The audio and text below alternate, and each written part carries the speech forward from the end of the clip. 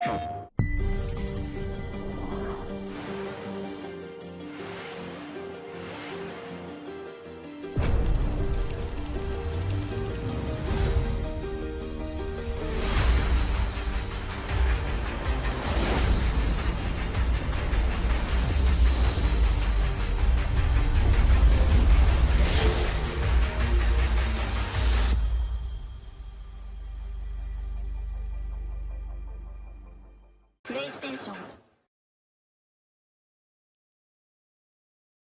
Hello and welcome everyone to the PlayStation Reload Cup. I'm Kelly Lynch, joined by Shia Wager, and we're going to be bringing you all of the action for our finals of the competition here. We've already had 2 rounds of qualifiers, but now, Shia, it's the top 20 teams that are fighting for that lion's share of the $100,000 prize pool. Absolutely. $21,000 to give over to NA Central / NA West. And to look at things, Kelly, you chose the perfect word. It's action. With Reload, so many people falling from the skies over and over again. The reboot process is just making sure that you're always in the action. You're always fighting. Fighting is also the name of the game. I'm very excited to see how this entire cup goes down. And I want to let everyone that's watching right now know that if you want to be a part of the action, well, there is so many more PlayStation tournaments coming up. Make sure that you're following PlayStation and make sure that you guys have the Reload app going on. I'm sorry, the Repeat app going on right now. They have daily $100 events plus a special 3-week launch cup tournament coming up with a $2,500 prize pool. Once again, that is the Repeat app. Get that downloaded right now if you want to be a part of more Fortnite action. But speaking of the action, we got to be breaking down what we're going to be watching here today. So let's quickly look at the format to let you all know what you can expect to see. First and foremost, it is going to be 6 games. We already had the 2 qualifiers. That's where we found the 20 teams that are competing here in the final event. And it is going to be Reload and Slurp Rush with those 6 games, Shio. Yeah, Slurp Rush, very fun map to play, but specifically duos as a format as well makes it that much more intense when one teammate goes down. You want to make sure you're staying locked in. Basically, every fight is just being on clutch mode 24/7.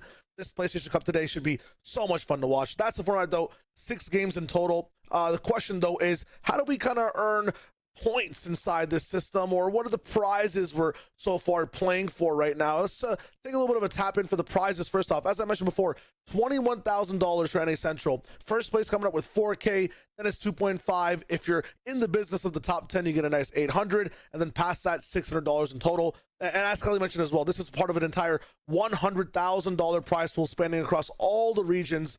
It's a lot of money here, Kelly. It's a lot of money, and I love it too that you can see all the way down to 20th place. Even if you get last place in this tournament, you're still walking away with some money. But obviously, to get money, you're going to have to get some points. So let's take a quick look at how these players are going to be earning their points. Now, the first thing that I noticed, Shio, was 1 point per elimination. Well, that seems quite small, right? This seems a little bit like placement heavy. But then you look at actually what a victory royale costs. 10 points for victory royale. That means that is 10 eliminations to equal a victory royale, which is actually quite a lot if you compare it to other like FNCS competitive series. So I'm wondering if this is going to be a very elimination heavy tournament.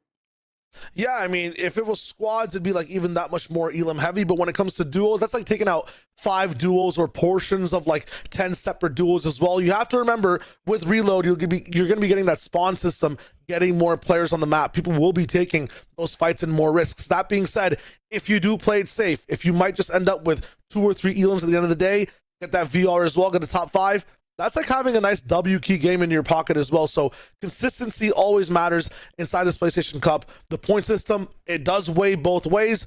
I'm excited to see which path our players take today. And I definitely think between like the teams that we have competing right now, because we have some big names competing, some like big FNCS names, there's definitely going to be players that are going to go for that W key. In fact, looking at our team that came out first place in round 2, Clixie and Day, I can imagine that they're probably going to go for more eliminations, although they did get 2 victory royales, so they definitely have that win condition in mind. But then you look at the opposite end of the spectrum, where Epic Whale and Pump got 2 victory royales as well during round 2, but they only got 2 eliminations during those victory royales, which again, like if you're able to get a win, the eliminations aren't as important, but it is interesting to see, Shio, how these players are going to kind of differ in their meta. Yeah, honestly, if you were watching like since chapter 1 or you're just tuning in, this is the first Fortnite tournament you're looking at, It's always about the end game, right? Once you get towards those last 10 duos, that's where a lot of the elims end up coming to you the most easiest ways as well. Whether you're low ground, high ground, you have control, you're in chaos. So it's, I think, always same old, no matter when you're tuning in. The longer you survive, the more chances you have at eliminations. Yeah, some of the top dogs might have not gotten the most. It might just be 2 or 3, but better than 0. And it's nice to stay consistent. Nice to make that top 10. Well, one thing that I really liked about this kind of passive playstyle from Epic Whale and Pump was that they clearly understood the map very well. There was a few times where they came down to a heal-off situation, and with it being Slurp Rush, there are a ton of Slurp barrels, Slurp trucks all throughout the map. So kind of knowing where those locations are just can help you with that heal-off, because we know between med-miss bombs and med kits and everything, some of these games are probably going to come down to a heal-off. So having an awareness of where those like static heals are in the map of Slurp Rush is going to be so beneficial. Now, there are so many because we are playing Slurp Rush too, so these final moments will come down to the wire. That being said, you looked at some of these other teams. When it comes to passive play, what are some of the other things players should be, or I guess viewers should be looking out for when it comes to the game itself? What are some of the more exciting zones when it comes to passive play? I think definitely having like a preparation in mind. A lot of these players I saw actually Pump hold it. I know I keep talking about this team. It is one of the teams that I watch the most of.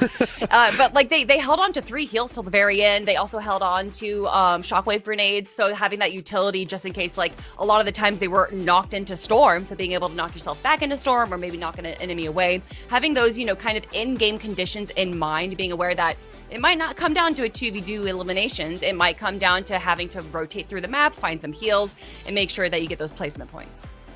Absolutely. When it comes to PlayStation Cups as well, or, you know, just looking at where we are right now, they're really easy to join with PlayStation exclusive prize pools as well. There's tournaments all year long, so you want to keep an eye out for even more PlayStation Cups or even more opportunities to play. Kelly mentioned Repeat as well. You can download that app and check in and see where these tournaments are also happening every day. But again, when it comes to PlayStation themselves, there's always cool tournaments, cool events happening all across the Fortnite verse and more even on PlayStation. So make sure you tap in. Now, for this tournament as well, we went over the points a little bit. I want to talk a bit more about the prize pool as well.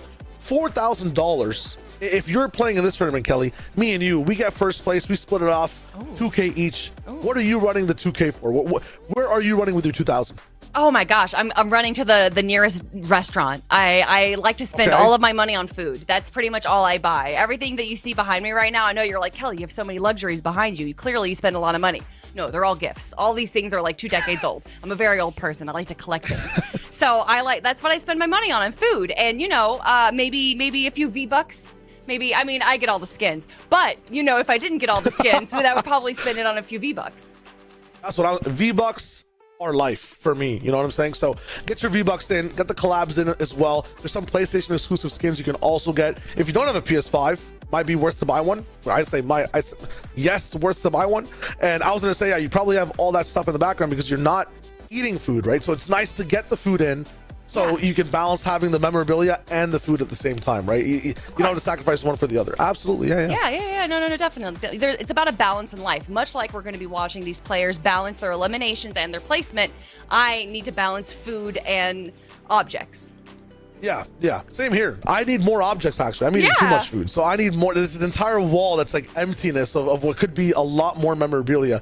You don't even know what could be coming. Now, we talked about points prizing, the format as well. 6 games. We've casted a lot of Fortnite over the years. When it comes to hot starters, we've seen people fizzle out really fast. But when it comes to those key duos or key squads, Kelly, that kind of stay the entire 6 rounds, or the 12 if you're like into heavy FNCS formats, what are some of the keys to stay in that mental to get those 6 games in? Oh my God, I love that you bring that up, because Epic Well and Pump actually had a really rough game 1 and round 2. They got 11th place. 11th place might not sound that bad, but then when you consider that there's only 20 duos in these competitions, oh man, that's, you know, below halfway. So being able to kind of have a mental reset. A lot of these players, you know, when they go to the lobby, they're seething, they're getting upset, but the pro players are really the ones that are able to kind of turn around, see what they did wrong, see what kind of improvements they can make in such a short amount of time, and then improve on that. And that's exactly what Epic Whale and Pump did. They went from 11th place to getting 2nd, first, and 3rd. So, you know, being able to shift that mentality, because there's a lot of emotional players out there. Me being one of them. As soon as you eliminate me, I'm tilted. It's over. I need to just like take a nap or something. What about you, Shayo? If you're in this competition right now, you go down in 20th place. You're the first person eliminated in Reload. How do you recover from that? I'm gonna get some water. I'm gonna drink up some water. Maybe even eat up some food. Watch the other players, see what's happening, check the map out, see if there's any gaps you can switch the strategy with. I like hot starts more than cold starts myself personally as well. So go risky. You know, take the big risks in game 1 and 2. If they work out and you're in the lead, I'm gonna go a little bit opposite from what you explained, Kelly. How to keep that lead. It's about going from risks to making safe bets afterwards over and over again. If you're going towards that hot spot that's 50-50 contested, maybe then you look at the map in match 2, match 3, see where something safer might be an option for you as a team, move over there, and then just try to glide in with the points all the way towards the very end. You've seen how much heartbreak there can be when you're that close towards the end, you weren't being as consistent, and then you miss out on the final elim. I want to be like 10 points ahead of that big chillin', so I don't get into that, you know, spot of depression after missing out on that 1 point. No, 100%. I definitely agree with you there. And we've seen some players that are kind of in that rough spot towards the final game, and they'll make some drastic changes. But, oh, hey, it's the team I've been talking about. Epic Whale landing down right now, making sure to get one of those slurp trucks that we were talking about, healing himself up for full shields right away. Really nice to see. Just speed up the gameplay. Don't have to worry about having heals and wasting time. Just go for some nice loot and then move on after that. Pulled an AR as well in the business. I want his luck when it comes to playing this game. That's just crazy. Yeah, got a little bit of pizza there if they want to have a little bit of a pizza break, but just starting off with some decent heals. And I'm sure Pump is not too far away from him right now, although I'm a little bit surprised of where they're landing. I wasn't able to get a good drop map, but I do know that they were landing steamy stacks during the competition, but so were other top teams that we have. So it seems like there is a little bit of an awareness of where all the teams are going to be landing. With it being Reload and with it being a PlayStation Cup, you know, it's not as set in stone. But it definitely seems like a lot of our players right now have a strategy in mind. And that strategy for picks right now is to get an elimination on this player. But are they able to eliminate the full team? That's the big question. Yeah, Envy probably need more frames there to win that fight. Mixovsky, though, going straight for it. All the way from the sky. Blocking the jump pad as well. It's huge. And still going for it. Nice moves. 1 HP. Finishes off the duo. No chance for a respawn there. Wow, that was one of the best defensive launch pad plays I have ever seen, using it essentially as a porta bunker. That was awesome to see there. And here we have Steamy Stacks, one of the more popular POIs here on Slurp Rush. Zyno doing a good job kind of recovering, finding some protection right there. His teammate, or one of the players up there in Steamy Stacks, also looking pretty low. Lots of just early aggression going on in the map right now. That's really cool. Pix was getting one of the few elims earlier on, and then as Envy respawned, he had his teammate going straight for him on Steamy Stacks. Past that, though, Darku getting one and just hunting for more. You can see inside the feed as well, everybody is chasing for these earlier fights, getting ahead on just 1 point at a time, trying to edge forward before they're in these final zones where that placement comes in. Zangy trying his best as well at the same time. Big, long build kind of fight happening here. Horizontal. Not going to find much yet, but just some reprieve with his duo. Does drop his third weapon there. I was wondering, holding 3 guns is an interesting choice, but it does look like they have a pretty standard loadout. They got some heal, they got some utility, and of course long and short range. So they are set to go right now, looks like, for the mid game, and it does seem like one player is slowly starting to encourage. Oh, a good shot right there, but Dark Q responds so well. Yeah, no bills for Hedra there. Almost sneaking in around that wall. It's not going to happen this time. Zones move fast in this one as well. The second one already almost locking in. RQ Sastro. You can see that a lot of people are still split as these fights have been happening for a few minutes. The solos are really kind of taking their ones, putting their mechanics on display, Kelly. And it's really interesting, you know, in Reload, you do see these solo players, because if they are knocked out because they aren't too close to their teammate being able to save them, well, it's not too much of an issue. In fact, having your teammate be far away when you're eliminated is probably a bit of a benefit, because you don't have to worry about them going down yourself. But there is a little bit of a strategy. If one of your players goes down and you're able to actually eliminate the other player, you do shave off 2 seconds for that reload. If you're able to eliminate both players, that's 4 seconds. So there is some value in being able to like be near your teammate and kind of eliminate your opponents, but I can also understand wanting to play safe. Yeah, distance is insurance, but at the same time, it's not security. So you got to make sure you're min-maxing both sides. Plus Miffy, up in Slurpy Swamp, we talked about it in the pre-show, Kelly. Just knowing where all these slurp barrels are, making sure your shield is tippity-topped at a fast speed is really good for your momentum inside this game. A lot of these teams are showing us they know exactly where maps, or where the map knowledge resides within them. And with that speed, they're just stacking elim after elim. especially with it being Slurpy Swamp, the central of the map right now, is going to give a lot of players just kind of a little bit of security, a little bit of passiveness, just kind of hanging out in the center. You can see right here, Alex is just farming mats, and we're going to be seeing players doing that for the next 10 minutes. This game, although it is a bit faster paced than the normal Battle Royale mode, it still kind of plays the same way, you know, a little bit of early aggression, mid-game farming, and then the end chaos of the end game. Yeah, you don't get tension without stretching that elastic band, right? So you want to make sure that, yes, even though there are so many fast fights, there will be a little bit of lull moments as people reposition, get into the next thing going down. We saw Hedra go down, finally back in. Weapons, a few of them get to stay in the inventory, but at the same time, have to get all that utility back, have to get your builds back, want to make sure you're still locked in as you're playing. So nice util there for Hedra to get right back into the game. Could be worse, yeah. It's not that. I mean, I don't know if Pump's actually been eliminated this entire time, and he has 2 gray guns. I'm guessing he was probably eliminated with that loadout right there. But they are so far away from anyone else on the map right now. I can't imagine Pump and Epic Whale being pressured too much to kind of need to find better guns. They're probably just going to be playing the way that they've been playing through the rounds. Passively, not really going for the eliminations until the final moment. They were able to get some good high ground games during the qualifiers as well, so I can imagine that we're going to be seeing them go for that. But I do know that they do like the shockwave grenade. So right now, just farming up materials that Pump lost by being eliminated, and probably trying to find a little bit of a better loadout as the game goes on. But Shio, look at that mini map. There is just no one near them. Not at all. What's the short nickname form of Matthew? Matt. Exactly. That's what they need. Mats right now. If you're talking about high ground, Kelly, that's what these guys are going for. They're just looking for the farm. They're looking to make sure, even Epic Will here, 145, the max being 150. I know I haven't casted in a while, but I'm pretty sure that's still the cap, right? We're big chilling on the mats that these guys have right now, just making sure all the brick is being taken from here as well. Epic's almost 555, and yeah, they'll be playing passive like you've reviewed for, right? It was game 1 and 2 where things were not looking too dicey for them in the qualifiers. They realized that just taking things a little bit more slow, methodical, what they're used to doing in their 10-year history of being Fortnite professional players, just wins them tournaments. So they'll keep doing it. And again, as Epic moves, this is key right now, right? This is Fortnite fundamentals in build modes, at least.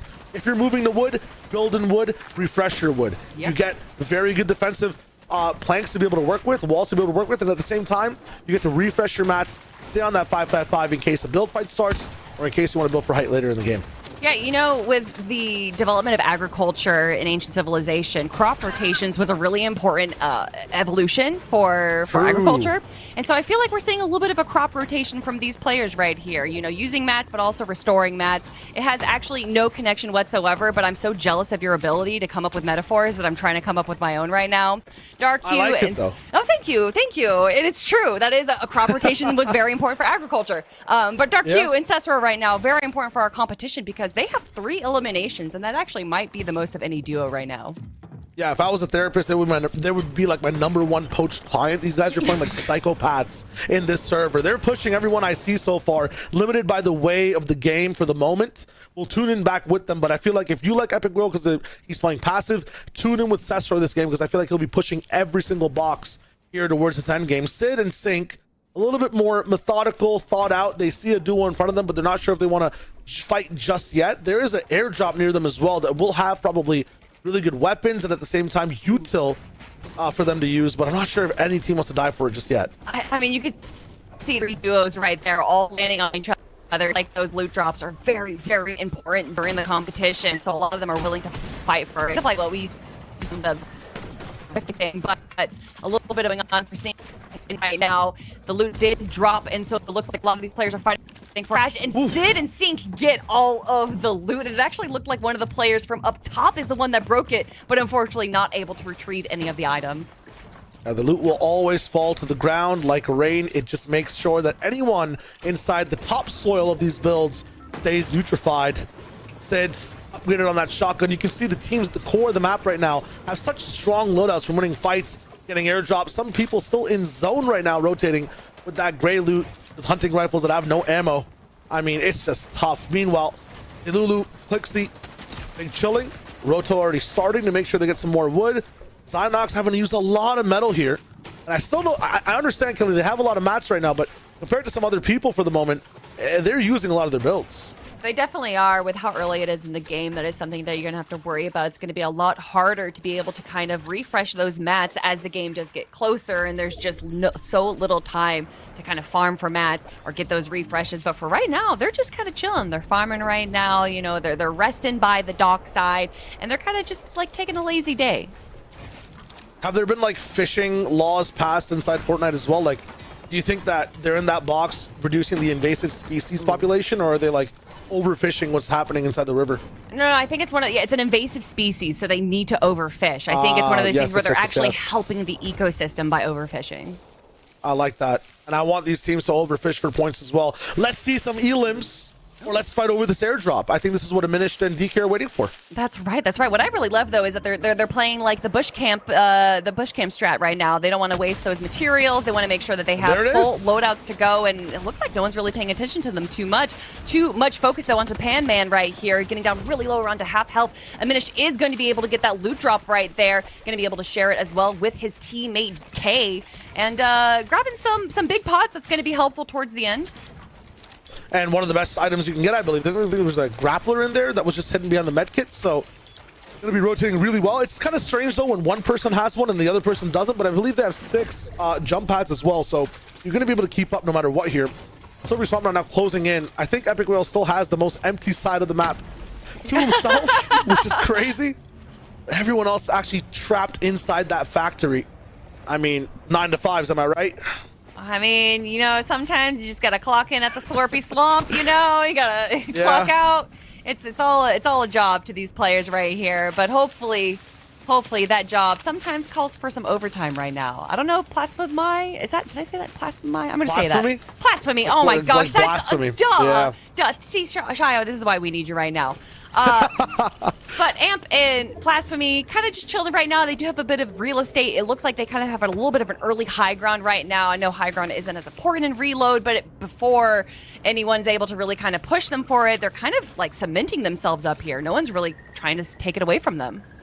Yeah, I mean, to explain it in like real world circumstances, you guys understand that if you're like a king in a monarchy, you have like all the money, you make the decisions, like you might have some constitutional rights. Over here, if you're on high ground, it's very equivalent, but instead of money, you have power on control of the map. You get to decide rotations, you get to dictate who goes where. And if this actually locks in a Slurpee in 1 second, which it will, that high ground gets even stronger. Another like generation of kin get to basically stay alive. Like for Amp and Blasphemy right now, they just developed like 7 more grandchildren pretty much in this lineage of high ground.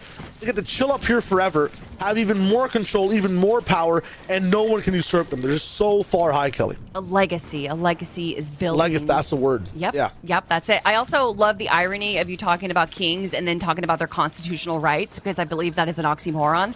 But yes. But I get what you're saying. I just unloaded like whatever political jargon I have in my brain to hopefully sound smart, but it did. Yeah, it did. It sounded smart. Good. That's the aim. That's the aim. Look at these guys still refarming mats. Make sure you're moving over to builds that are spawned in by the server themselves, right? And then just replacing the walls, making sure you're ready for the late portion of the game. That being said, a lot of these teams that have rotated here already used some woods. Shadox, Hedra, you can already see they're rotating from the storm a little bit as well. High on brick, high on metal, low on wood. If a fight goes for a long time, they'll be in trouble. Yep, that's very true right now. They don't necessarily have too many eliminations to kind of hold themselves up beyond placement, so they're definitely going to be going for a placement-heavy game right now. Lorzy, Chunky Champ, they're going to be going for placement as well. It seems like they going for heals, going for utility. Oh, definitely hear some sounds near them, dropping off some materials to his teammate there. Looks like he's going to be going for the Tarper, but Chunky actually leading the way. You would think a Tarper would be the one holding on to mats. Noms in the bush, gets a few shots, but doesn't do too much damage there and actually pulls attention to him. Cringe and Noms looking like they're going to be backing off just a little bit, and it doesn't seem like the enemy team is going to be engaging on them too much. Yeah, for Crimson Nod, just see a mythic item in their inventory, and they have a legendary, I believe, sniper as well. So they want to keep distance against their opponents here. I'm going to try to go for a shot. Nothing landing too much just yet. Nice shots.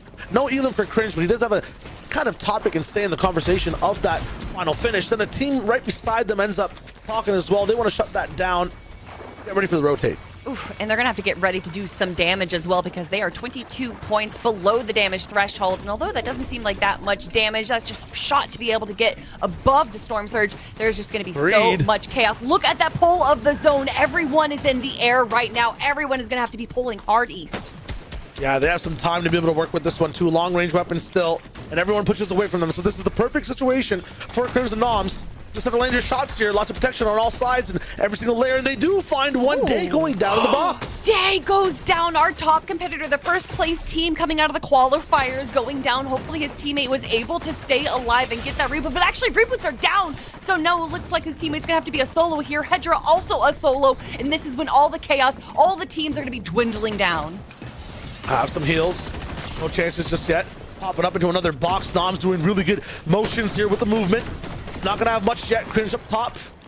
Not desperate. In control. Noms builds right back up to him. They have a lot to work with here in terms of mats. They gotta play this slow. Storm Surge are looking good too. Have one team to talk to on their lair. Dropping some of the long range util as well for the moment as they heal up. Get it back in. Get your combo weapons ready to go. Because that zone is moving northwest again. This is gonna be crazy. Uncharted territory. Gonna have to really stretch your builds here. And Noms and Cringe are running low.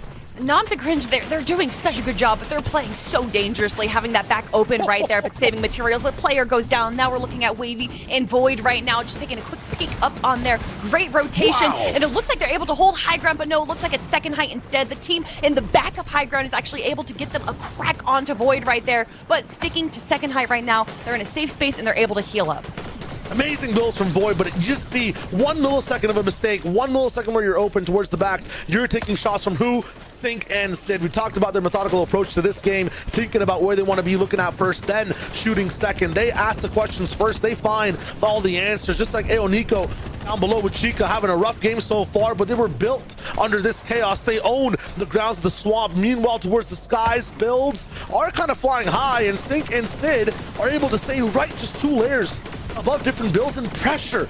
So much pressure down on their opponents. Their builds are flying high, but their builds are also flying low in the sense that they're running out of mats right now. And now taking a look at another team on the mid ground right now, taking some great shots onto low. That's Clixie. That was Day's teammate right there. And so that is one of our top teams wiped out from the competition. And there is somehow still 15 duos. Shayo, we're in zone 12 and there's 15 duos alive.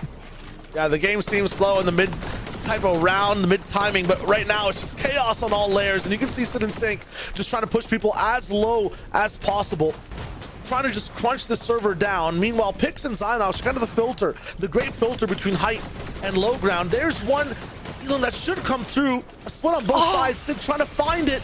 Kills coming in nice, and that's a refresh this team really needs. Yeah, as far as what we've seen from them, kind of just shooting, spraying players below, I love that they actually went for that elimination. They saw how low they got that player, and they could not just let that slip through their fingers. Epic Whale and Pump doing what they know best, sticking to the mid ground, going for those easy eliminations, and kind of just playing passively. I mean, look right now, they have great mats. That was a great refresh right there. They are stuck in Storm because everyone is literally in Storm, but Epic Whale does have 2 med kits. The pizza party is thrown down. Pump right now just trying to spray the low ground. He gets actually eliminated himself. Is Epic Whale going to be able to stay alive long enough to bring up those placement points? Because there's still 12 duos alive, Shayo. No placement points have been awarded yet to anyone.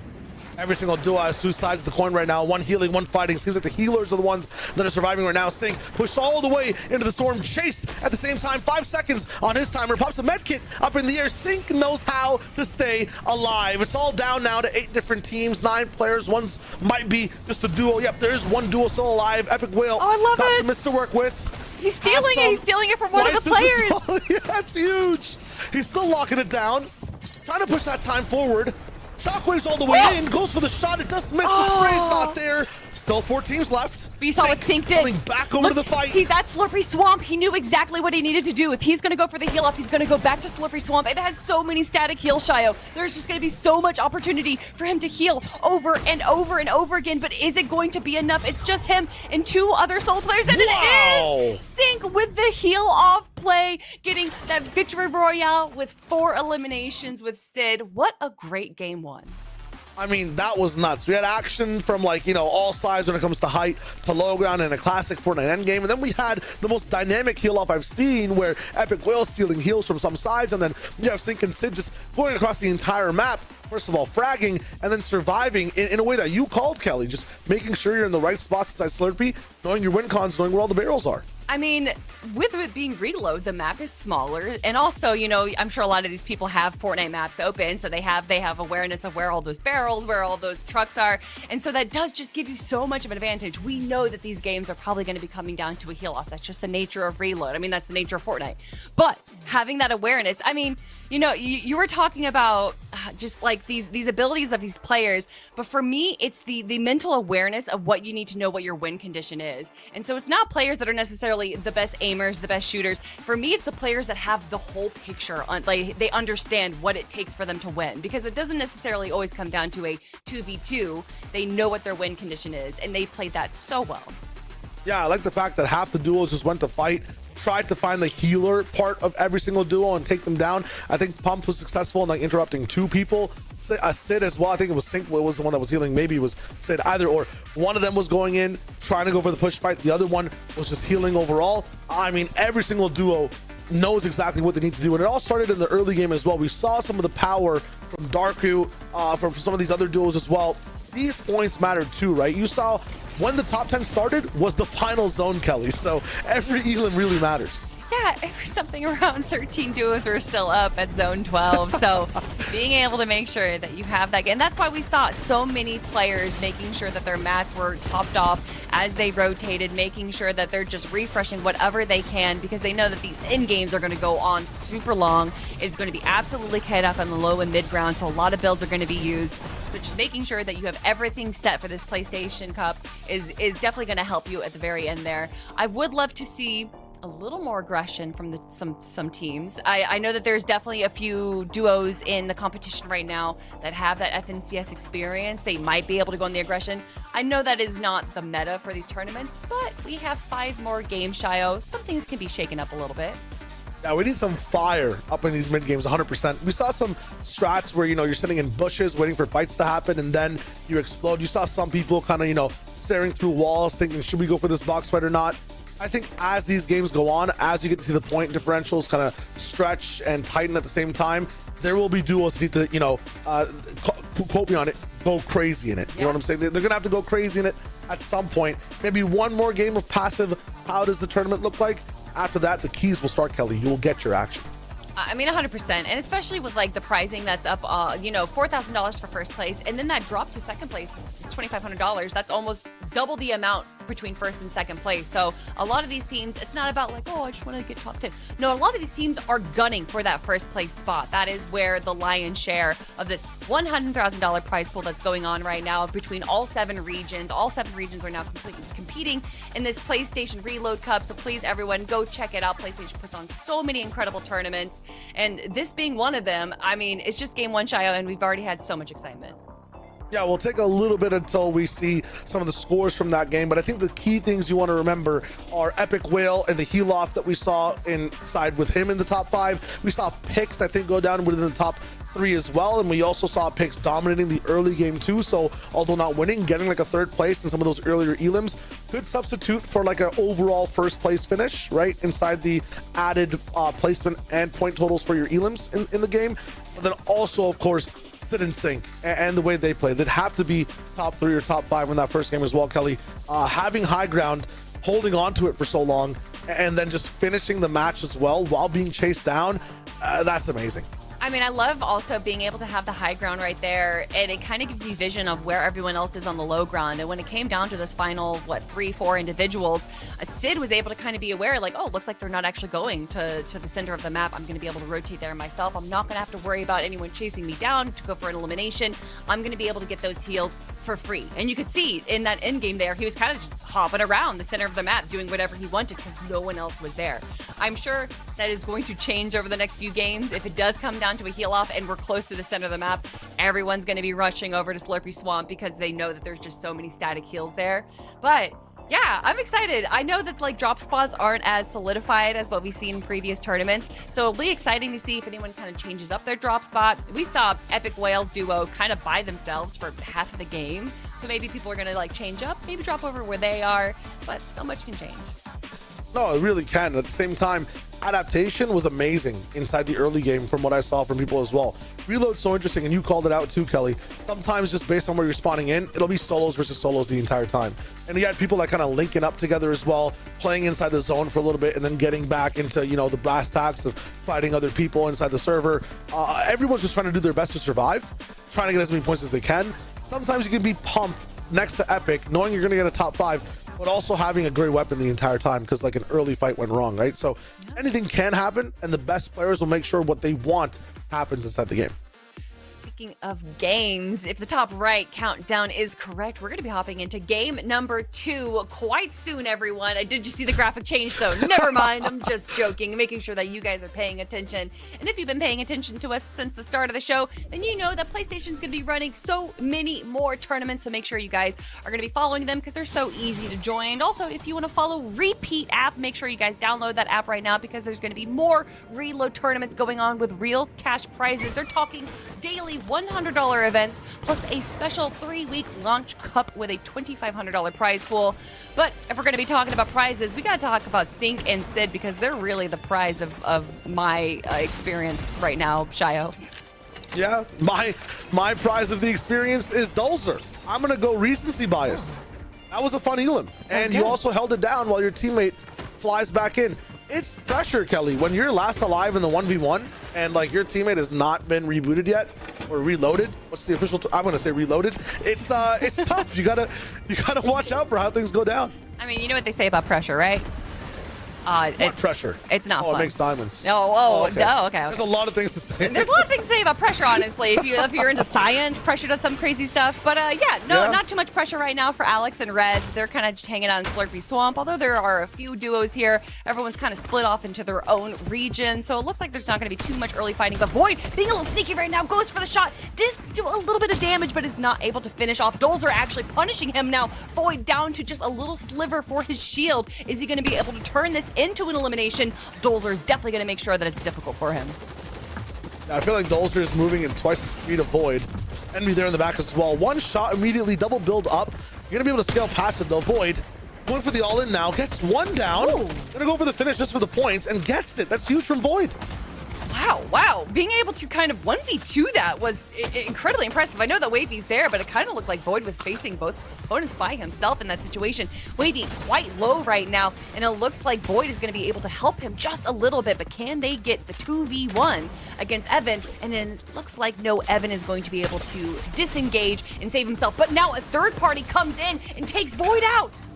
And now Wavy said Live had to choose between, okay, there might be some easy eliminations inside that entire castle of a house, or do I just wait out for Void to come back, the kind of tip of the spear of the duo? They're going to do a little bit more of that damage. It's going to be a retreat option here. Reset everything, go again.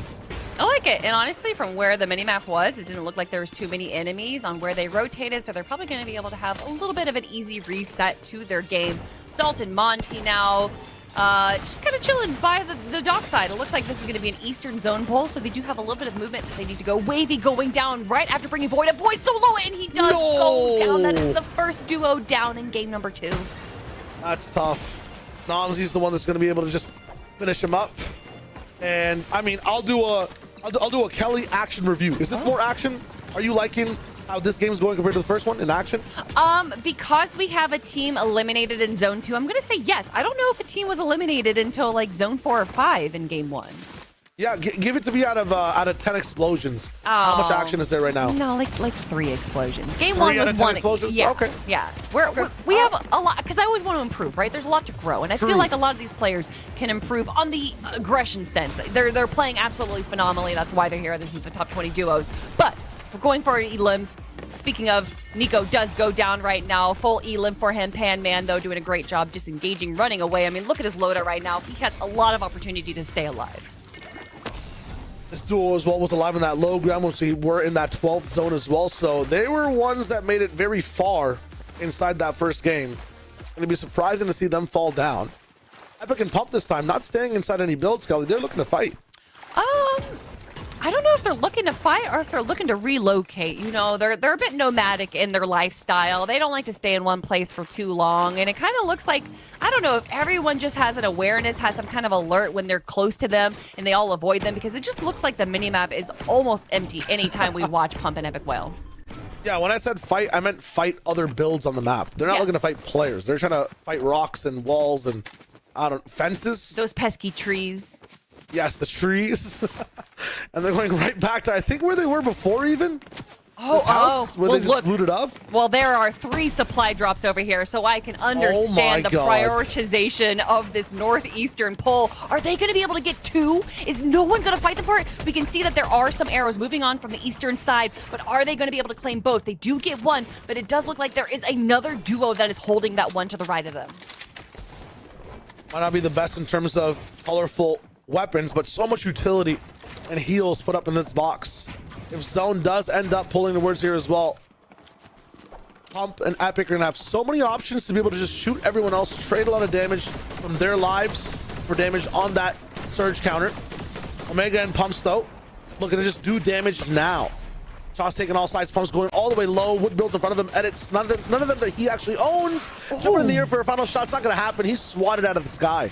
It looked like he was just kind of confused for a moment. He was kind of staring in the opposite direction. Gets immediately eliminated. Omega, though, somewhat in a safe spot. He does have 12 seconds from his teammate being downed to be able to allow him to reboot himself. Reboots are still available, and it looks like Omega is going to be able to survive just these last few moments of aggression before his teammate's able to come back up. But is he going to be able to get out himself? No, he does go down, but I don't think...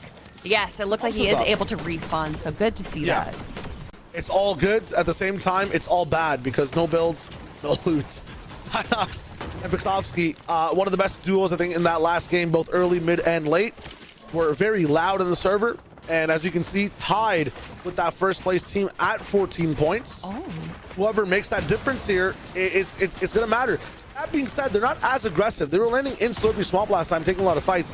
Not happening this time. Salt missing that grappler shot. Unfortunate. Has to heal inside the zone. Can't actually fight this at all. Has to land the shot. It's not going to happen. Tough for Salt. Monty also getting low here. His enemy actually goes down to zone. So it's so tragic. They're both going to get a point, I guess.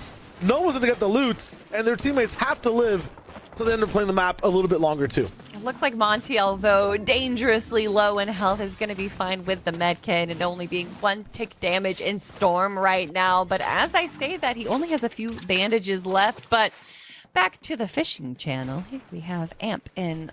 Oh my god, you said his name last time.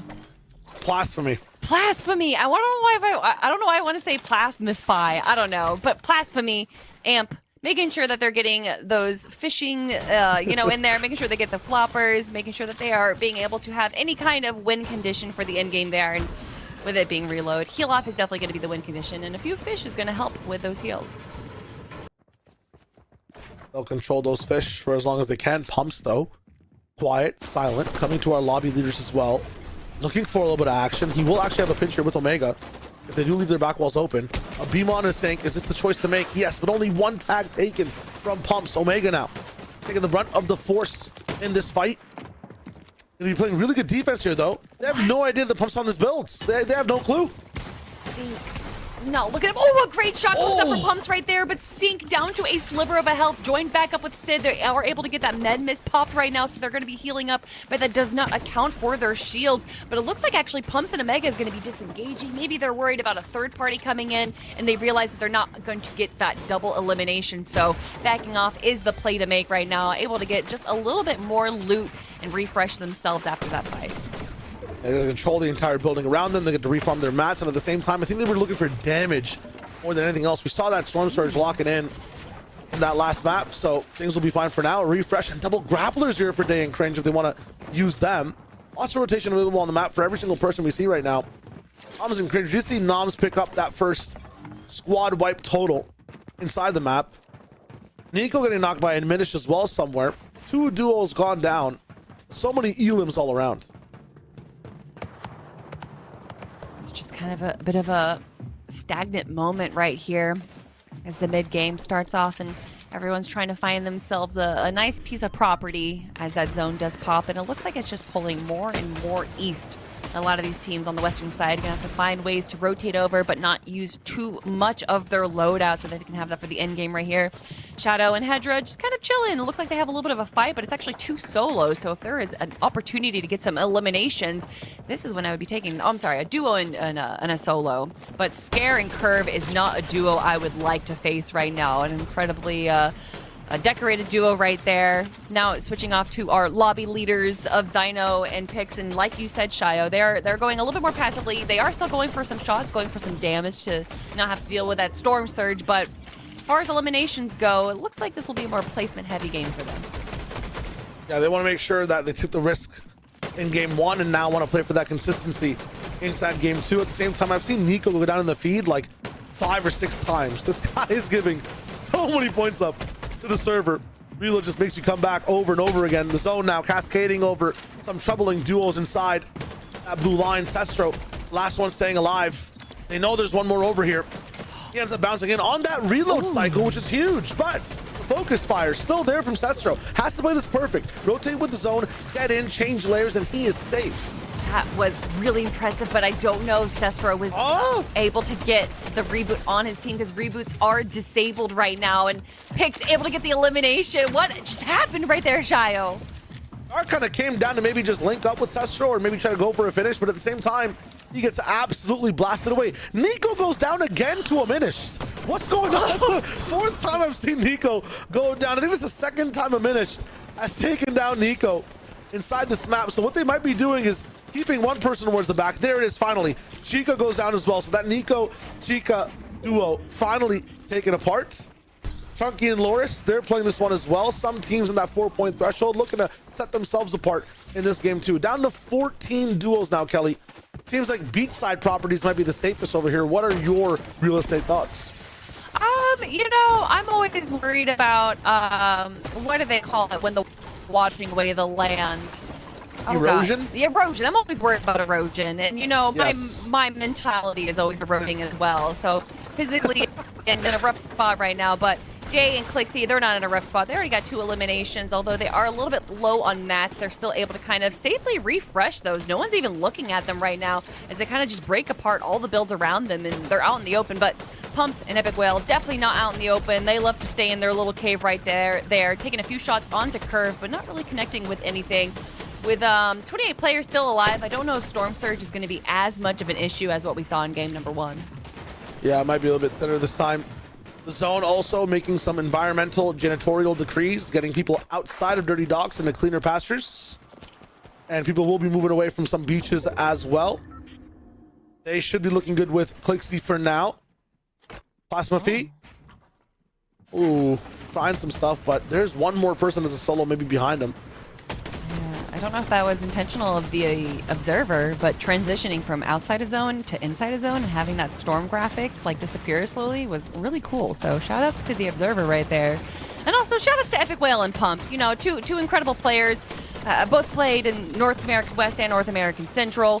And they just have been around for such a long time. And, you know, that 6X next to Epic Whale's name is representative of how many FNCS wins, how many FNCS titles he has. And then that phase at the front representing that he is the last remaining player phase for Fortnite representing. That's kind of crazy. Hey, when I stopped, he was still at 6X. I want to see that thing change to 7X. What's going on over here?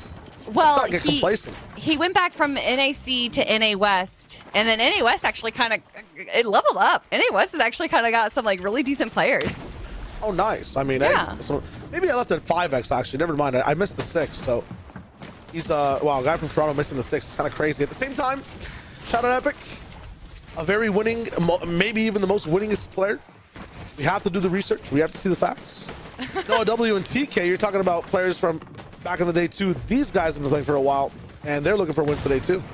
Yep, 100%. Cringe and Noms as well. Names that I all recognize, names that I've definitely seen in so many other tournaments. And Aminish now a solo competitor. 3 eliminations though for his duo is regardless of where he places right now, definitely going to settle himself in our leaderboard and just having a little bit of a pizza party by himself. One of the more depressing things I've seen in a Fortnite tournament, but.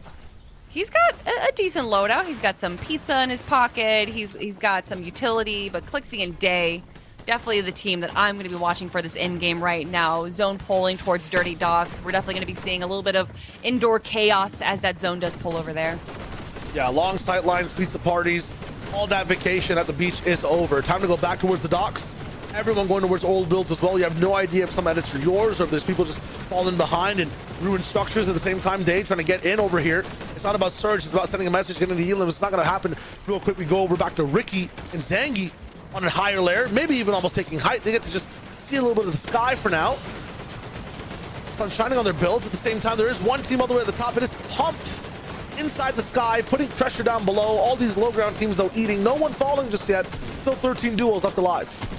Yeah, definitely used to seeing Pump and Pumps and Omega up there. Actually, oh my god, I thought it was the other Pump for a second. Pumps and Omega with this crazy high ground right now. Great rotations coming out of Zangi right there. Pumps tried to take a few shots, but not able to connect with anything.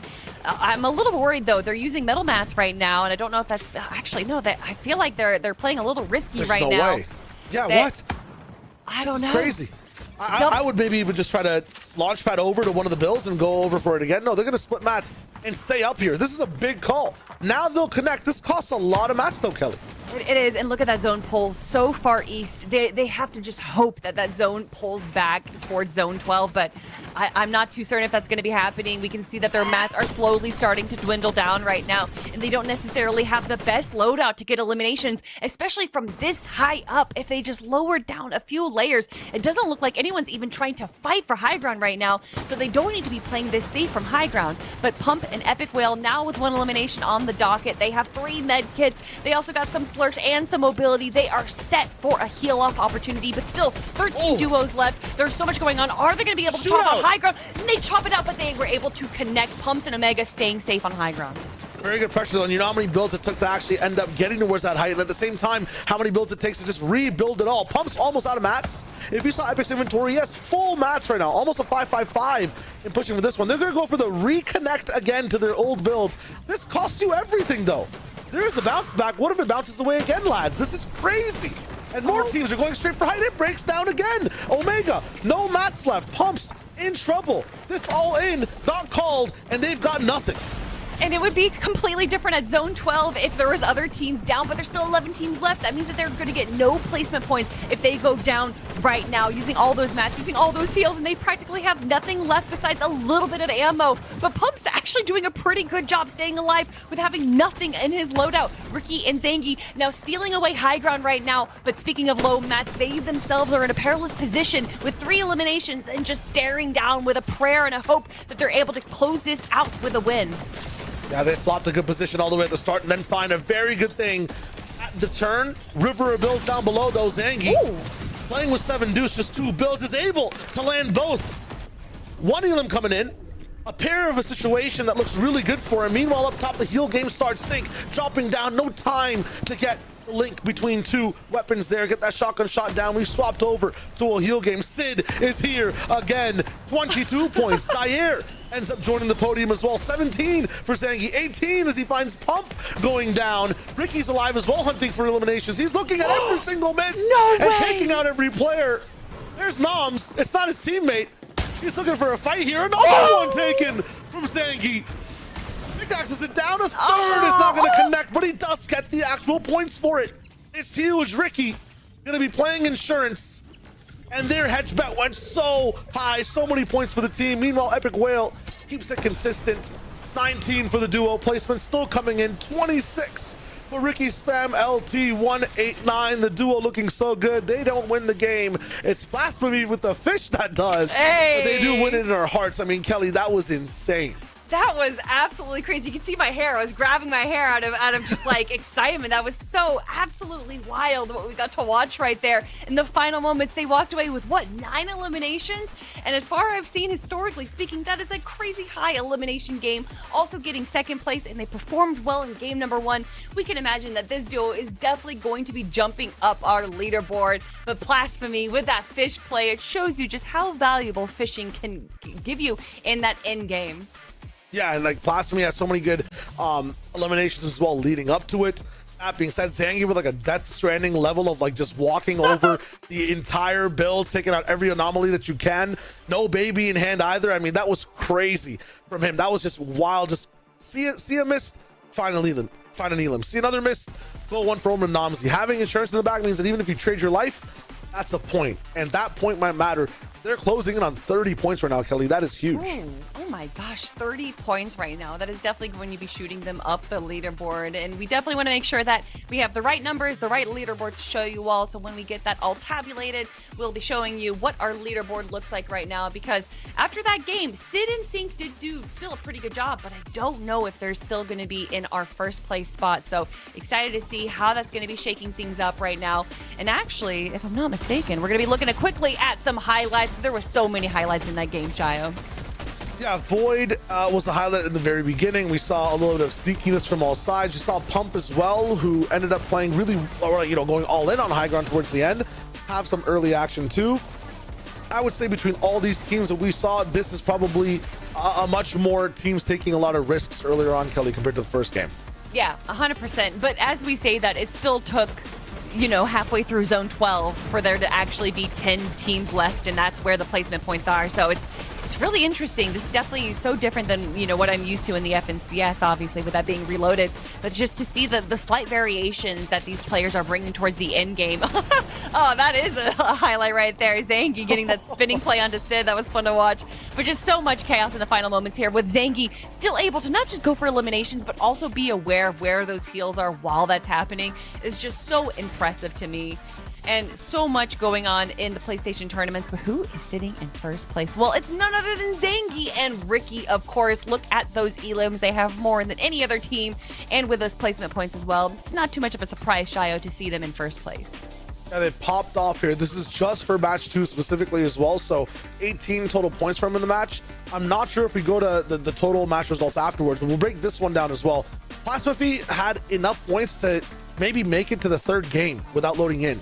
He could have stayed in with all those fish, or not points, but the amount of fish at the end. He could sit there and heal game until match 3 started and the zone reset. It was crazy.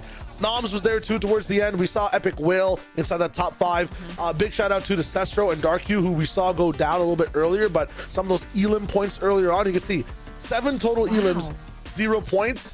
It's like they made it to the 12th zone, Kelly. Like the impact they had early pushed them all the way towards the top 10 in this match.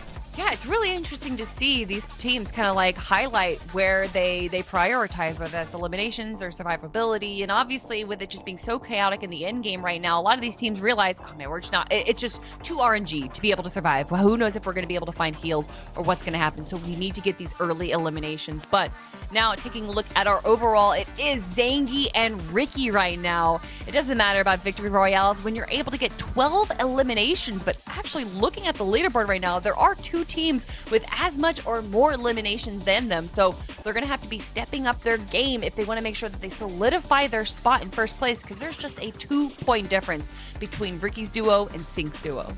Yeah, big pop off from Zangi there. And you're right, making sure that it's not just a pop off, but a consistency thing is how you stay up top. Big shout out to Sync and Sid, because we saw their first game run go so well in that second game. Also add heals to stay inside the conversation towards the very end. And then Epic Whale's in the business. Nom's looking really good from start to finish. Plasmify as well is looking so good. Pump and Omega up in the business as well. And a very interesting thing for them at that 10th place threshold, they're one of the teams getting reloaded a lot in the mid game, right? So it kind of shows you in this format, even if you make a few mistakes, if you try to make some bets, they don't follow through, you can still have a voice inside the server towards the end. They had hype for so long, and they got eliminated out of the game multiple times. So it's huge for those guys. Big shout out. The question is, can you stay in this top 10? Can you push to first place? Because the competition right now, Kelly, is fierce. It is fierce, and just having high ground, we, throughout the FNCS for the last 6 years, we always say high ground wins games, below ground wins wars or tournaments or whatever. And honestly, the high ground the high ground control that they had right there is just not in the position that I would want them to be in. I honestly think dropping down to the mid and low ground would have been a better solution for them. They just ran out of mats, they ran out of heals way too soon, and with it being these reload end games where practically majority of the lobby is still alive at zone 12, you have to be able to kind of hold on to those resources as long as you possibly can. So we'd love to see a little bit of a difference if they do go for high ground there again, maybe not using metal mats right away, especially because it looked like no one was trying to steal height away from them. They were playing it way too securely, and I'm wondering if they didn't expect to actually hold high ground, and then once they finally had it, they're like, oh, we gotta hold this. Yeah, no, literally, it might have been a chance. I think they were also just betting on like a zone bounce back, because then people fly straight up into the sky. They might be looking for pot shots on them as well. But if you're trying to play for such specific things and they don't really happen, it gets tough. That being said, that's match number 2 entirely. Let's tap back into match number 3. Darku already up in the business. Remember, we talked about Dark and Cestro just being very fiendish for eliminations earlier on in the game. Oh my god, almost a pickaxe onto Zangi to take down our game 2 phenomenons. Ricky's back in, so the duel survives for a bit, but that would have been crazy to end off for them in game 3. He was down to like 12 HP. Literally a pickaxe would have eliminated him, but just able in the final moments to spray that player down, get his teammate up, and now they're going to be a little bit safer in the leaderboard right now. But Amp actually getting back up and eliminates Darku. A little bit of a rat-a-tat in response to the elimination earlier on. And now Darku and Cesaro taking a few moments more to refarm the material that they lost over at Log Jam Logging. Yeah, what it looks like is Cestro is just able to farm up, and Darku lands amongst so many other teams and just goes for a very early key. Then you drop down, you're able to just get the farm going on with Cestro as well. It's a very cool strategy. I'm understanding now why they sometimes have 7, 8 elims coming into the end game. Scare though, 1v1, tracking Chica down, and getting so much loot because of it. Going back onto Cesaro, though, it's actually interesting when they added the reboot cards that you could purchase. That was something that a lot of trios would do, is that they would have like one player kind of go and farm and then allow the other 2 players to just try and see if they could 50-50 a team on drop, even if they weren't landing where they're normally landed. So it's kind of interesting to see them, obviously with it being reloaded, that's a meta that would make sense to kind of try out here. Not having too much success with it, but regardless, it's interesting to see just a little bit of variation between the play styles of our teams. Variations between teams is what we're seeing in match 3, but at the same time, some same old where Voice kind of switched up the drop zone a little bit, but still getting kind of pressured by every team around him. Irvin Scare really pushing in the W key though. This is the second team they're fighting. Yeah, my goodness. And they do have 1 elimination, so a little bit to speak on it right now, but it's a bit of a double-edged sword. The more aggressive you are, the more teams kind of take notice, and they're going to go for those third parties. They're going to just try and take a few tags on you. Omega trying to take a few tags onto Vixie right now as they are stuck in Storm and slowly dwindling down with health. It is only 1 tick, but they have no heals, and a team going on the elimination. Down to Vixie is going to be going down. Is Zyar going to be able to stay alive? It does look like Zyar actually has another duel on them. He needs just a few more seconds to stay alive before Vixie is able to get a reboot. And you can see Zyar's doing whatever he can, but it is not enough. First team fully taken out. Zyar gone. At the same time, saw Zyar in some later stages of the game as well. So things changing now inside this third game. Void going down again to Loris. So having some struggles getting his feet back up in the server. At the same time, locking down another fight is Amp. What a flick on a Chica as he goes tumbling down the swamps. My goodness. Yeah, definitely a bit more early aggression that we're seeing from these duos. Like a lot of duos kind of feeling out the rest of the team, seeing how good they are in these early aggressions, and we can see that these duos that are much more competent fighters now taking these early fights. Yeah, I just saw in the feed that another duo is fully eliminated. When I went to check the name, it said Ricky Spams got taken out. So I'm wondering, oh no, he's back. It's totally fine. About to get targeted again, but there is a second duo gone for the moment. Laura's kind of just taken aback by Cringe, so there is a long form fight happening. Pump's going down again. The team that held that high ground. Ricky now getting absolutely targeted here. No control over where you come in on the reload. Really good control over how you're rotating away from some of these aggressors. That was huge from Ricky. Great plays so far.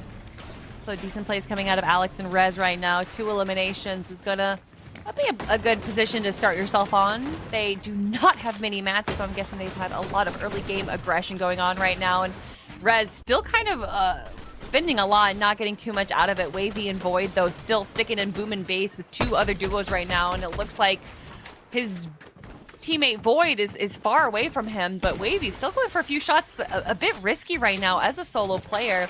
We can see Void's a little bit separated from him, but Chica sticking in the bush.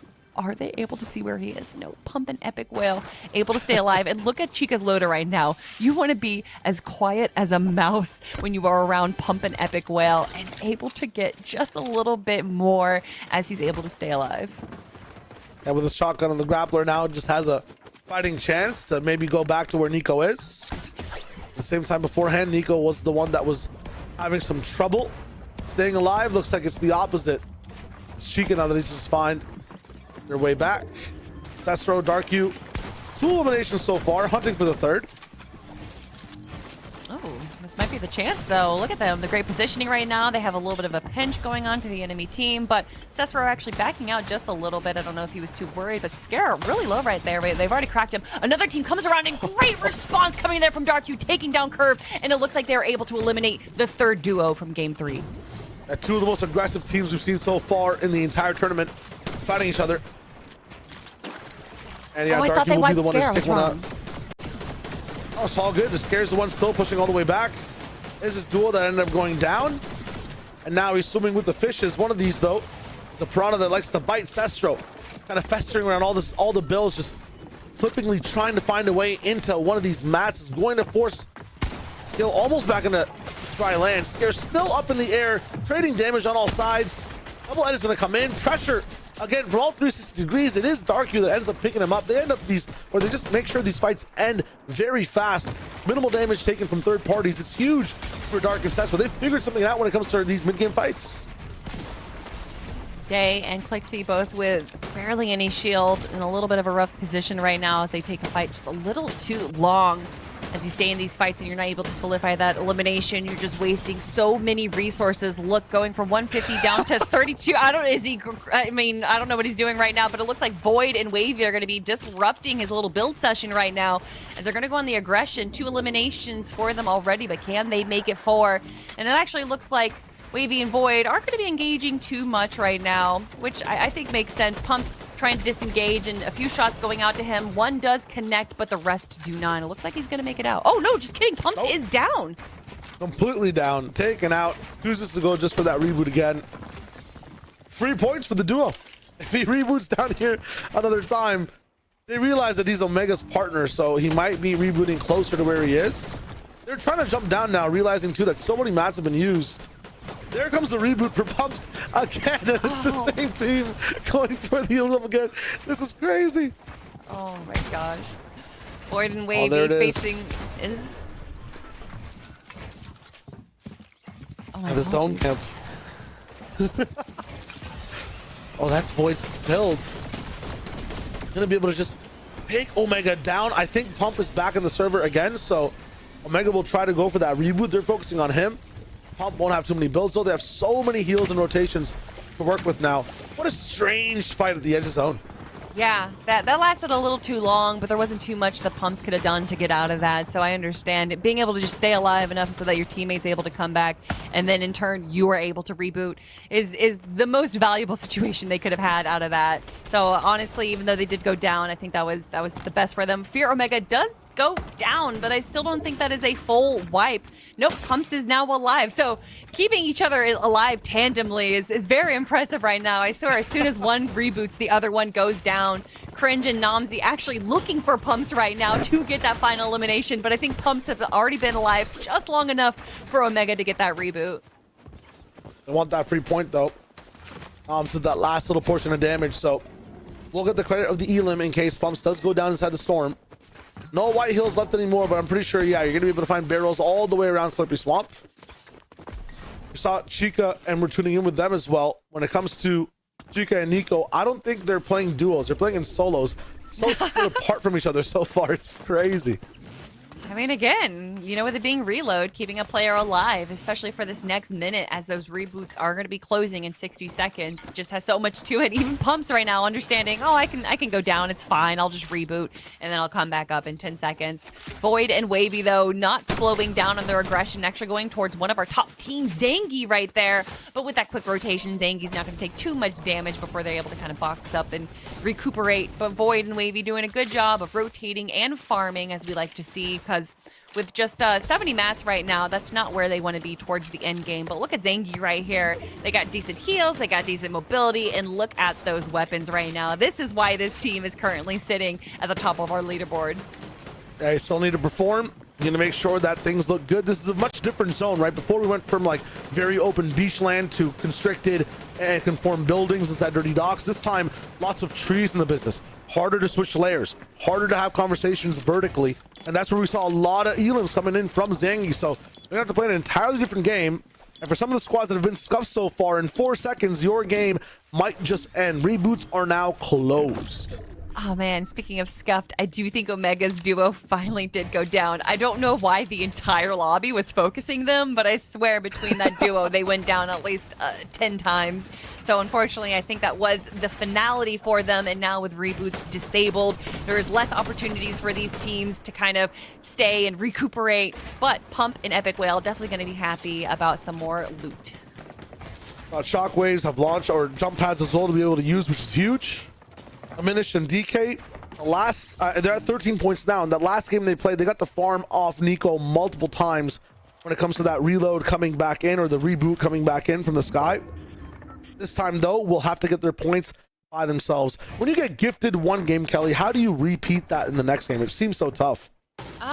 What is it? You don't look a gift horse in the mouth or something? So I'm sure they're avoiding all horses in the area right now. Diminished and DK. Honestly, actually, I like this little bit of height that they have up on these pre-builts, because it gives them a little bit of mobility. They know that probably players are going to be trying to rotate into those builds and just kind of take it for free because a lot of materials are gone. So having this little bit of visibility, this little bit of height is going to give them just that much more advantage onto anyone that's rotating around them. But unfortunately, because they're on the south part of zone, I say unfortunately, but immediately their plan works. Oh, that was so impressive. Yeah, their trap plays are huge, and they listen exactly what you said. They're not looking at any gift reboots in the duo, right? I think that's what the saying's like in this circumstance. They're just going for isolated solos game after game. They're making sure if anyone did reboot, you just try to target one person down, and then you move over to the next solo. Monty, down again. Wow. Great plays from Diminished and DK right there. Do you know what don't looking a gift horse in the mouth means? Yeah, it's like, if you get, what's it called? Like, if you get something good, don't check it, like just keep rolling with it. I know where it comes from too. I could get the entire analogy sorted out for you, but of course you could. Oh my god. You would check the horse's teeth usually to see if it's a good horse. But yeah, in this circumstance, if there's a reboot in front of you, don't ask questions about where the duo is. Just focus on the free reboot. Oh, and You're also chilling. focusing on fishing right now. I believe Clixie and Day have already shown us their fishing prowess and making sure that they have those heals once again. Zangy and Ricky doing what they do best as well, going for those elims. Look at the loadout that they have, and getting these elims just means that they have so much more refreshes. I know in reload, a lot of players are just going to keep going for those mats, keep farming up, but Zangy and Ricky don't need to worry about farming when everyone else is farming for them, and they can just take those mats for themselves. Chico was playing primarily as a solo, so where did you get all that flex loot, my guy? That is kind of crazy. All good though. It's Ricky and Zangi's now, and they're also going to be inside the zone, which is huge for this team. That being said, they're going to be on low ground for the moment, and it seems like this road is only getting higher, so they'll be uncomfortable staying on that layer. Pizza box, I think, available as well. It's so funny to see it carried and steaming at the same time with Noah and TK. Noah and TK taking this kind of eastern edge of the zone. And I do like these edge plays right now. It allows them to be safe, but also kind of be prepared if the zone does pull far east, and allows them to kind of take a few easy shots onto players rotating towards them. But for right now, I'm going to see where this zone is going to be pulling for zone 10, and it looks like it's going to be pulling far southwest. So unfortunate for No W plays and TK, but they are going to allow some other players to kind of rotate first. They get a good shot onto the roof right here, able to not use too many mats, and once again rotating so that they now hold the front side of zone, and that is exactly where you want to be with these moving zones. Stay ahead, stay at the front, stay back down into your old builds. Huge for Noah and TK. That being said, some of them are not going to be the same as before. It'll be new pastures. Shadok's Hedra, experts at that mid-ground layer, dropping all the way down low to maybe be on some old builds as well. Lots of people recycling, making sure they have as many mats as possible going to the end game. Pump and Epic Whale too, a little bit higher overall when it comes to elevation. 13 duos still left here as the final few end up flying in. They're looking at height. Understand where the final threat is. It's Sid and Sync on high ground. Just like game one, you know they can control it the entire way through. Whew. And they're doing good right now. They still have over 100 builds, and that's just on Sync. We don't know what Sid has. There is one team above them right now, but you can already kind of see from the angling of Sync that they're going to be starting to take some peeks on the high ground right there. Maybe not fully going for it just yet, with there still being so many teams alive, but I do kind of like this second high ground play that Sync is going for. And actually, it looks like they might have been trying to break down the builds above them to potentially take down Zangy and Ricky, but Zangy and Ricky having a good crash pad play right here. That is the last of their crash pads, but they are able to rotate to the front of zone and allow them to save so many materials by not having to bridge over the gap. To use those mats to be able to just make some extra space, but no wall behind Ricky. Maybe getting a bit too frugal. Edited down, no res available for here right now. It's just going to be Zangy rocking things down. Now, a few of the points that these guys did get together was because Ricky was healing. Zangy, though, soloed a majority, I think 7 elimination points without the healing need of Ricky, without that insurance. So Zangy could be able to clutch this. It's all about tempering how many mats you use on that high ground. Void, though, low ground, 5 points. Important game for this duo to come back at it on Ancestral, but he builds way too fluidly, passing right by on the ground. I think they're in a decent position right now, though, for it being low ground. There's actually not too many teams around them, and they're able to kind of take these side rotations without using too many mats on the low ground. And that's exactly what you want, because being down there means that you're just going to have so many more opportunities to refresh. So you want to save those mats until you can get that elim.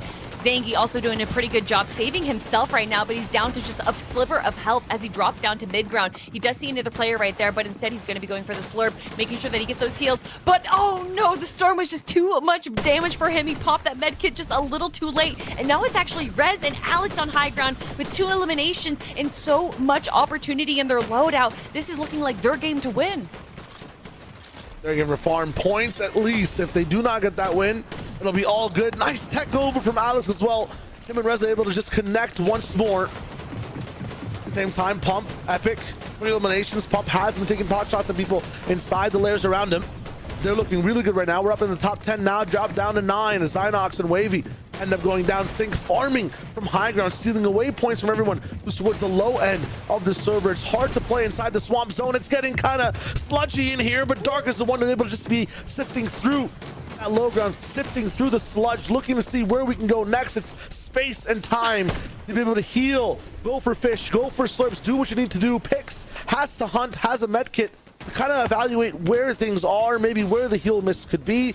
We'll slowly walk over to see what's next. 7 duos now playing in what seems to be a heal game. Oh my god, Pix with the incredible refresh right there. He does actually get the credit for the elimination, but that's not able to keep him alive for too long. Pump and Epic Whale, one of the only duos remaining. And look at that, he has 6 med kits on lock right now. Epic Whale just making sure that no one goes for Pump, so he is able to play that heal off. But Dark Hue with 6 eliminations on his name alone also has tons of heals, and he finds even more. There is now just 5 solos left, and so many of these players are going to be going for those eliminations because there's only so many heals to go around. Sync is down right now. Dark Hue now with 7 eliminations. He's going to be able to rotate. Pops one of the floppers. He passes by one of the players, but now it's all down to the med kits. He's still going, oh, but he gets eliminated himself. Epic Whale is still up. It is now 3 solo players left. It is actually Pump, not Epic Whale, and he is able to get no second place. It's Amplify that gets the VR. It's always one dude with 20 fish, and none of the fish are eaten. So where else are they healing from? Where are these fish coming from, man? It's crazy. Am2 Fly steals the win. What a great game that was. My goodness, we are already halfway through the competition, and there is so much going on right now, Shayo. I can't even believe it that we still have 3 more games to go, and so much can still change. All big things changing right now. So I'm being told there's only 5 games, not 6. So when we talk about the halfway mark, we have pushed through that halfway mark. Now just 2 chances left for teams to be able to lock in and see what they have in getting more points and getting their leaderboard positions switched over. That means that, what, we have 20 more fish to eat for first place? Because it seems like every single time it's one team that's fished up a lot or had like a fish, I don't know, bunker ready to go to in the end game to just get their heels up, winning every single time.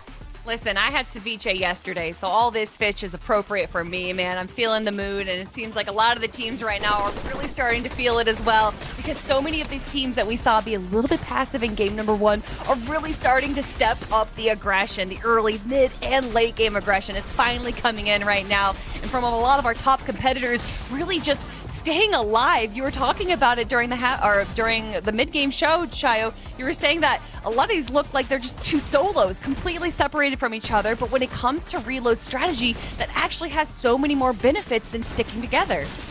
No, really, it does. That early game is where you can just have as much impact as you would healing inside an end game too, right? Some people are only getting 9th or 8th place. They're only getting 1 or 2 points. Some of these rushes in the early game can give you 3, 4, 5, 6. We saw towards the other game, there was a duo that had 0 placement points, 7 elimination points coming into things. So you can have big changes.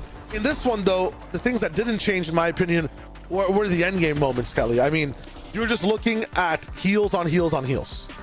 100%. And I do love the few moments just before those final heal off moments too, where high ground is just absolutely crazy. There's so much aggression. There's so many shockwave grenades going on. So it's so hard to see what's happening. And then you look at the mini map and you say, oh, it's the final moments, because everyone splits up and everyone's just looking for their own heals. But someone that's not going to have to split up and look for their heals is Cesro and Darku after that game, getting 8 eliminations. And you can see they only placed 4th in that game, but still able to walk away with the most points. Proud to see our boys Epic Whale and Elite Pump up there. And of course, Blasphemy, I said it right, and Amplify in 3rd after that game. Good job, Kelly. Let's go. For Kelly, or for Epic Whale and Pump. I don't know where I think I just saw the K in Epic Whale's name, and I was like, that's Kelly for sure. They're a scary duo at the moment. I've seen them inside the top 5 every single time. So I'm wondering, when it comes to overall standings as well, where these guys kind of preside or survive. Number 1 so far, still Sync and Sid. They had a very good start, a nice hold, and then a really good game afterwards as well. Right on their heels, as I mentioned it, yes, Epic Whale and Pump are right there, 3 points behind. Ricky and Zangi with a big game as well, alongside Cesro are there in the top 5 too, Kelly. All these teams who are taking control of the game seem to be the ones who are winning or are going to win the big cash so far. And if you look between 1st and 6th place, I believe it was just a 6-point difference there, maybe a little bit more, but still enough opportunity for these teams, with it being 10 points for Victory Royale and 1 point for an Elim. There are still so many opportunities for that 1st and 5th place to really shake up right now. But with only 2 games left, myself and Chayo are going to take a quick break, but don't worry, we're still going to have some Fortnite stuff for you guys to watch, but we'll be back in just a few short minutes.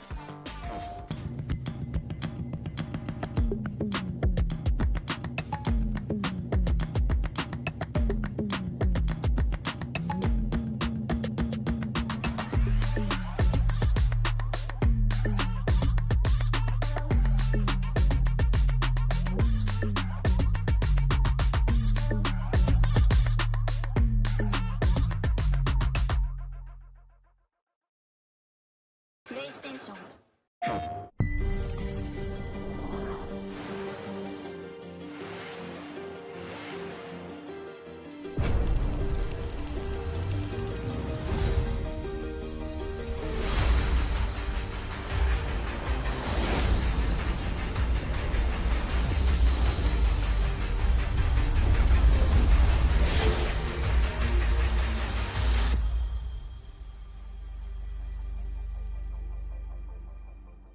PlayStation.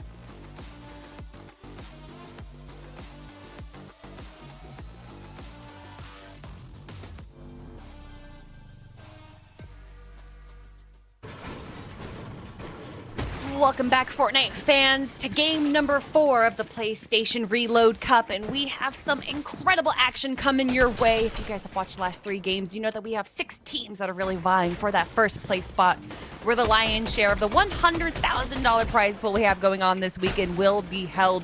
All 7 regions represented here in PlayStation. Make sure you guys are following PlayStation and also follow the Repeat app so that you guys can find out when more incredible Fortnite tournaments are happening.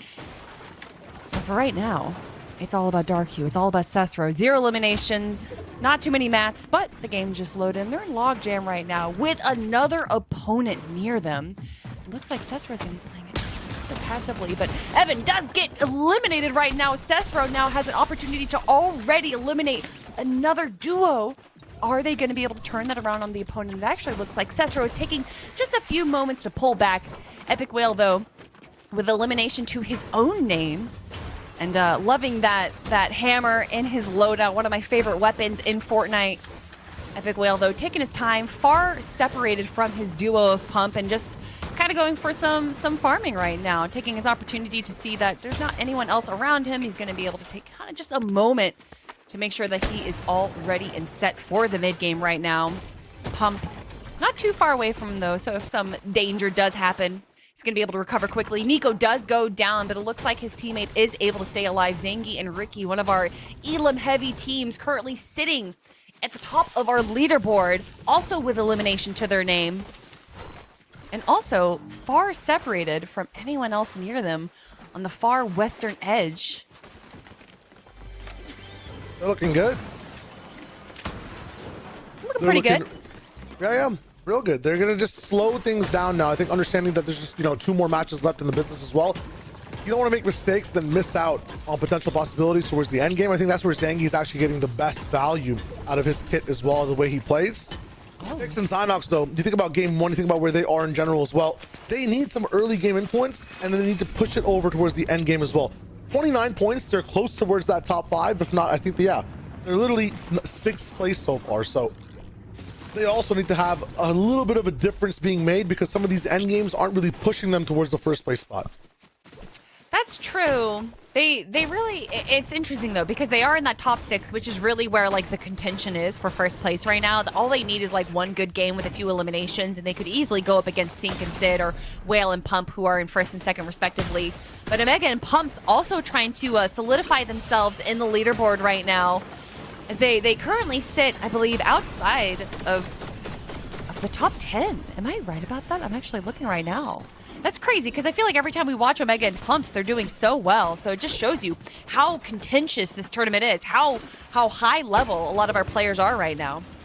Yeah, rewards kind of like the thieves of the server, where you could do all the work, but if you come in 1% at the very end and be like, yeah, I said the joke, but I said it louder than the last guy, you get the points, right? Whoever gets that last bit of damage, or survives just a little bit longer playing the heal game, you just have to find a way to push yourself to being the person who has the last laugh. And unfortunately, those guys are laugh starters. They are the openers to the comedy act.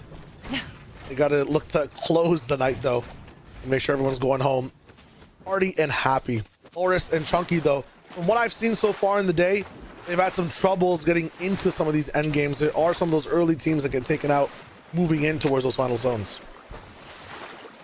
Speaking of moving, Zangy and Ricky taking a nice swim right now, but it looks like Scare and Curve are ready for them waiting up on the hillside right here. They have good angles and they have good loot. Are they able to actually do any damage to Zangy and Ricky, though? How close you let them get is the question. They've heard something. Yeah, you can tell. The immediate change in the way that they were building. They're like, oh, wait, someone's there. Yeah, pyramid, straight into brick, straight into metal. You are not touching us. And that's unfortunate. I feel like you just have to do, like, the Black Beetle challenge. Just chill there. Don't move. Be a statue. Be a silhouette. Now Scare's also wondering, is there someone coming back from Fort Crumpet, kind of seeing if they're going to be third party. That's not the case. They do hear Zangy and Ricky fall down. Why is that the case? You get to refresh mats way inside the zone at the cost of just a few heals. Wasted time for Curve and Scare. And they realize that too. They're ready to just go and maybe move towards the zone, find a better thing to do. I feel like as far as teams that I've seen wait for another duo and kind of overweight, I do appreciate that they at least have one player kind of disengaging right now to, just farm and some. A lot of players will, like you said, waste just time, and time is a resource in Fortnite, so you need to make sure that you are using everything you can. Instead of actions per minute like you would see in StarCraft, it's mentals per minute. You need to make sure that your mentals are constantly active in Fortnite, and even right now, just sitting and waiting for another duo isn't going to help you that much. But Omega and Pumps taking a great shot right there and does get Lorzy down, but I'm not sure if that was the full duo or not. I think that was just Lorzy as a solo. Or is it a solo because you get to have that knock state? If it was a full duo, Lorzy would be fully finished. But we mentioned, for Lorzy, it's been tough getting into some of these end games. Not going to have as much loot to be able to work with either. Sync and Sid, though, they're looking good. Moving all the way towards that north side, trying to up their game. Yeah, it looks like it's a dead side rotation, but it's only dead if there's no other players around, and Namzi is right there, kind of building up real quick. Sync and Sid, though, kind of understand that this is a solo player right now, so they are going in the aggression. Cringe, though, is there waiting for Namzi in his arms to provide a safe bastion against Sync and Sid, because it looked like Namzi was going to go down there for a second, but now backing off as we are back to Plasma. Oh my gosh, Blasphemy! I had it. Amp and Blasphemy right now, just kind of sitting in the center of the map, just waiting for everyone else to come join them. Plasma Phi, Plasma Phi. Which one's easier for you to say? Well, it's Blasphemy, like you said, so Blasphemy. But I realized that Blasphemy has the PH. This one just has the no. FY. Shia, you lied to me. Yeah. I do a little bit of lying. Sometimes you gotta say, I don't have a gun, guys. I'm not looking to elim you. Full box 200, full box 200. You gotta get sneaky with it. That was sneaky right there. Salt and Monty also looking to be a little sneaky against Darku and Cesro, but I don't know if this is really going to be working out for them. But if you look at their loadout, they don't really need to be farming right now. They already have decent heals, so just sitting and waiting isn't necessarily going to harm them too much. But Ricky and Zangi going to be disengaging right now. Not too many eliminations. By this point, we've normally seen like 1 or 2 eliminations on them, so not having as much of an aggressive game as we're used to seeing from them. But able to kind of just reset, reform. Aminished is slowly starting to encroach on their territory, but Ricky's able to kind of disengage from that. Oh, I say that, but DK taking a few shots. He's got to be careful. No white heals inside the storm. Might be able to find some from here. No, just shields. Has to get back into the circle here. Kind of doing his best don't shoot friendly challenge, but I don't think anybody on the server cares. They're looking for elims no matter what. Honestly, though, that the placement of the walls, they understood, seeing they just kind of disengage immediately, and then having that truck there. If I was the enemy team and seeing that this player is staying in Storm, I would have shot that truck and destroyed it before they could have gone for the heals, denying them, kind of like you do in Dota, right? You deny the creeps, you can deny heals to players. I think that'd be interesting to see. That would be evil, but I like it. You're trying to get your placement in. Ooh, Ricky going all the way through as well. No idea where Zangi is, so he's making the first rotate right now. Zangi will join after is what it seems like. Loris and Chunky back together again. Loris had purple loot, a grappler I believe last time as well, some med kits off that reboot. Not as much available. Still a chance to be able to play the game. 17 duels still in the business. A minute and 20 seconds to take some risks, push some fights if you want to. It's not going to happen this time though. Everyone just looking to farm up. Not a single knock across the map, as I think everybody is farming right now. Favorite map to farm, Kelly? This one. I like that one actually. I think that one is. That one's really good. If you compare this and that, though, there's really a difference. Yeah, no, it's facts. It's facts. Yeah. There are differences between this and that. Noms, okay. High roll on the airdrop there. Jump pads available. So many actually. Double stacks. Have a sniper if they want to use it. At the same time, okay. I mean, this is just too much rotation. Actually, I can't even keep track. Shockwaves, jump pads, everything. But they don't even need it. Look at where they were. They literally had like the north half of the zone to themselves. They just have so much real estate to kind of play a little bit, see where everyone else is going, play the waiting game, and then allow these zones to get smaller and smaller and rotate without anyone really taking a few shots on them. And with 34 players still alive and we're getting closer towards the end game, we know that Storm Surge might be a factor right now. So to kind of have just so much space near you where a lot of players aren't going to be taking these tags onto you is just so nice to see. And Zone does pull just a little bit more north, which just, again, gives them that much more real estate. But a few supply drops on the map. Going to be seeing if players are going to be fighting for them. A lot of teams on the south side, though. Look how congested that southern side of the zone is. Yeah, it's going to be a bit crazier to get uncongested as well. This side of the zone will stay sniffly because there's too many rivers, mountains, and trees in the way. You can see, though, Chunky Champ has to work with rations, with gray loot, and pizza slices. Meanwhile, Nomsy splitting shockwave nades. Hacks the rich. Hacks the airdroppers, man. What is this? They got too much at the top percent right now. It's kind of crazy. It's the 1%. 17. Yeah, it's wild. Ricky and Zangi together again. They're trying to make rags out of riches right now. Riches out of rags. Moving forward, using the hard mats once more to deny any pressure. Chunky and Loris, I mean, this is the game you want to snap back in. This is the game where you need to make at least 10 points, get towards that top 10, try to end strong as well for the very final 5th game. Look at the zone, though, Kelly. Mountains, rivers, it's tough to get through. And everyone's just kind of sitting in their own little apartment right now, not really pushing too hard. When we see these zones kind of moving towards the end game, moving towards these moving zones, that's when everyone wants to stay at the front of moving zone. And although it's not moving just yet, a lot of these teams aren't moving either. Everyone just kind of biding their time, waiting for that final moment, zone 9 to pop to see where they need to rotate, because just that zone keeps kind of pulling this to the center. It's not really like hard pulling northwest, east, south. It's kind of just going more and more central. So a lot of these teams that, even though they are congested, just have to move a few more meters before they're able to be in zone. So still, such a passive game from what we saw from the last 2 games. Laura's taking a few shots, but still with that med miss, Chunky did get low and he is taking a few more damage, but I think they're able to survive this. But when you have Pump and Epic Whale just shooting down on you, and then Pumps and Omega also joining the fray, they want to get out of dodge. How did Loris and Chunky, out of all people, get targeted? Still being tracked through the bush. This is just tough. Forced into the builds of Omega. A big fight falls down. One person's gone. Loris beamed down by Pump and Epic Whale. They don't even miss a single shot. Pumps now inside the builds too, is trapped without his duo partner. At the same time, there are no reboots left, so this is your final life. They're already farming a few points, 2 for Epic Whale and Pump. That should put them, from what I'm seeing right now, just a few points closer towards that first place. I want to see if we can get a sight line on Sync and Sid. If they are also still alive, whatever their position is, could just keep them inside the lead, the first place overall, as we lock in towards this end game. Aminish and DK taking so much punishment.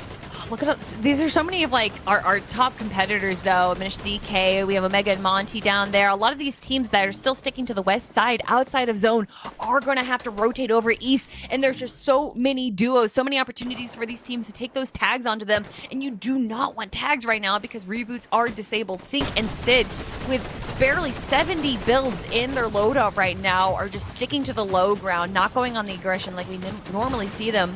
Vixie and Zyar, though, sticking to the low ground with 3 eliminations, actually doing a pretty decent job. Their loadout's looking really good right now. Even if they don't get the elim, they have people just getting elims around them, leaving them the loot to be able to refresh and keep moving forward. Full 5-5-5 on both people. Meanwhile, here's what Tails looks like the heads on the coin. Ricky and Zangi out of mats on low ground and have such a long way to go. That Northwestern pull is not looking good for them. They have no builds to their name, but they're going to wait for everyone else to make their move. Ricky, now Zangi rotating over, and they get really close to another team, and they actually go on the aggression. What a crazy play. They know that they have nothing to their name, so instead of just trying to play it passively, make sure that no one notices them, they want the entire lobby to notice them, but it's a bit of a double-edged sword. They get the elimination, but now all the focus is rotated onto them. Able to just heal up. That med miss popping in. Ricky going down up to Zangi now again to be able to survive. 0 points. He goes down. A spot available inside that top 5 for someone to grab inside this game. It requires perfection though inside this grueling low ground zone. Oof, Curve and Scare, they only have a few points to their name, so they're really trying to show off in Game 4, the penultimate game of the tournament. They want to make sure that they're climbing up that leaderboard, just like Pump and Epic Will currently sitting in second place are, and with 3 eliminations and looking so healthy on the low ground right now. Even with more than half the lobby still alive, they are just looking to add more names to their docket because they are going on the aggressive right now. Pump is looking so good with that gold hammer. You know that he's just going to be spraying so many players near them, but Sync and Sid currently in first place on the low ground. 3 eliminations to them as well, and they are playing this moving zone so well, slowly but steadily staying to the front, making sure that these peaks to the teams all around them are going to give them those eliminations, give them that information that they need. But Cringe and Noms now in first, or with 1 elimination, sitting on that high ground right now, and just no one is looking at them. It looks like this high ground is going to be theirs for the rest of the game. If it bounces back, going to be huge for them to have control at the same time as we move off a cliff. Low ground gets lower and lower, straight into a ravine. Noms will have to make a choice on staying up top in pressure or going down for elims. Meanwhile, Sid and Sync still alive. They know that second place is still there too. They have to survive longer and get elims at the same time. See a little bit of a refresh to get. Read for it. Double bills down good. Up on the metal too. Things are looking fine for their final moments in the game. Meanwhile, Epic Will and Pump trying to find a way to get ahead in the conversation, looking for a few shots, maybe an elim to cheat forward, get ahead of Sid and Sync. They're just about 4 points behind. We tune back in. Reza going down. Epic Will staying on the layer. They have so many mats to work with, and he's building perfectly, moving forward. Trap stair play being able to be made. Not going to find it. Break apart a few builds in a box that someone else put down above him. It's looking all good for this god tier team who has a good position and lots of pressure on the map. You are Epic Whale and Pump, and you're not fighting for high ground. I know they don't need to, but they have so much. I want to see them doing a little bit more than just sticking to second height. No one's going to be looking at them. Everyone's going to be playing below them, and they're not even going for those elims. And that might be the difference between first and second place for Sid and Sync, though, that are taking those peaks, are taking those little bit of shots, and going for the elims. That is what is carrying them in first place right now. Going for those just little extra plays, it's risky, but when it pays off in dividends. Sync just clearing away the bills for Sid to be able to move forward. Has to be careful though. Shots all around him. Has all the fish to be able to use. Pump able to get a little bit of that siphon. It ticks away, but it's not going to be everything. The miss will be though, allowing him movements to make sure that medkit pops off. At the same time, it's all placement now. Top 8 locking in. Sid though has those fish. We know they will last longer. Pump just made it to where Sid and Sync were 5 minutes ago. 45 points now in the future for Sid and Sync. Sync trying to search for anything, some pressure to put down Sid though. Look at the fish, the pizza, the medkit, the heals. What is Fortnite inside this end game? It's all about staying alive. 8 duos still left. Shadox has medkits of his own. Hedra gonna go down and might even give him some more to be able to work with. Is the question. Is there anything? Nothing we can really see right now. There's just arrows on the entire map, Kelly. Everybody's looking to heal. I love it. As soon as that zone finally closed, you just see all the arrows separating from each other, and it being on Slurpy Swamp means that there are so many healing opportunities right now. But you know, a lot of pescatarians in the board right now, and you can see Void with only fish in his loadout. That right there is a player that understands the win condition. You're going to hear me say that phrase more and more because that is exactly what I want to see. That's just crazy. 7 solos left alive, all playing that heal game. 4 of them having fish, but Void was the one with the biggest fish in the plot. Good win overall from a player in a duo that struggled so far up until game 4. That's true. That's true. They understood, and they kind of reviewed probably what a lot of our other players were doing that were able to kind of get those wins. They saw, oh, they have a ton of fish. We probably should mark a good fishing spot. And then when the end game happens, we're going to be able to farm. I actually saw a team before the zone closed. Both players were still alive, and they were just fishing. And that alone, if you understand the meta, I get it. You know, heal-offs, say what you want to say about them, but if you understand the tournament and what it takes to win and you're able to kind of utilize that to your advantage, this is what I want to see. I want to see variations even in heal-offs, and we are getting that. Absolutely, and we're seeing people adapt to it as well, right? I think Sid and Sync, they can correct me, or the people can correct me if I'm wrong in the replays. How did they started with that many fish going into that position inside those low ground builds? They found that from elim after elim, taking apart other squads, playing for that win condition. As a result, they adapt. They let Sid go in, let Sync heal, or whatever it was, vice versa. And it looks really good for them. They get to be inside that top 7. They get to be even inside that top 3. Meanwhile, Epic Whale, Pump, played safe, played consistent. their god tier play is only getting them till second place. If you don't have fish right now, you're not making it to top 5 inside this lobby. Elims matter so much more. Everyone's getting so creative. And I get it. You want to stay alive and you can't really like confirm that you're going to get those elims or something. But if you're Sid and Sync right now, I feel like there's just you don't even know if you're going to win the heal off. So you might as well go for the elims. And that is what they're doing so well. And that's unfortunately where we see players like Epic Whale and Pump or Plasma Me and Amplify kind of just fall a little short. They're going for the safe plays. And that does work. But you need to be able to bring up both fronts if you want to go for the win. And that's exactly where we're seeing Sid and Sync do so well. They currently have 21 eliminations in the competition. And honestly, you can see right here, they already had the floppers ready to go by zone 12. But like you're saying, Shio, they were able to find those off of the fallen bodies of their opponents. Pump and Epic Whale with just 3 eliminations here, not able to get too many points. And they're actually going to be dropping a little short on our leaderboard because of that. But let's just review match 4. Match 4, in terms of how the leaderboard looks overall for the players coming in, you can easily see some similar names, but it was Void and Wavy who locked in with the most placements, had a few eliminations in the business as well. You can see the usual names: Epic Whale, Sync, Scare and Curve actually popping up, and Nom's actually ahead of the pack is good. Plasmiffy was there as well with Amp. It's huge. When it comes to just the competition today, though, it's not just happening today, right? Like, it's kind of big news for all the Fortnite players who are in the business.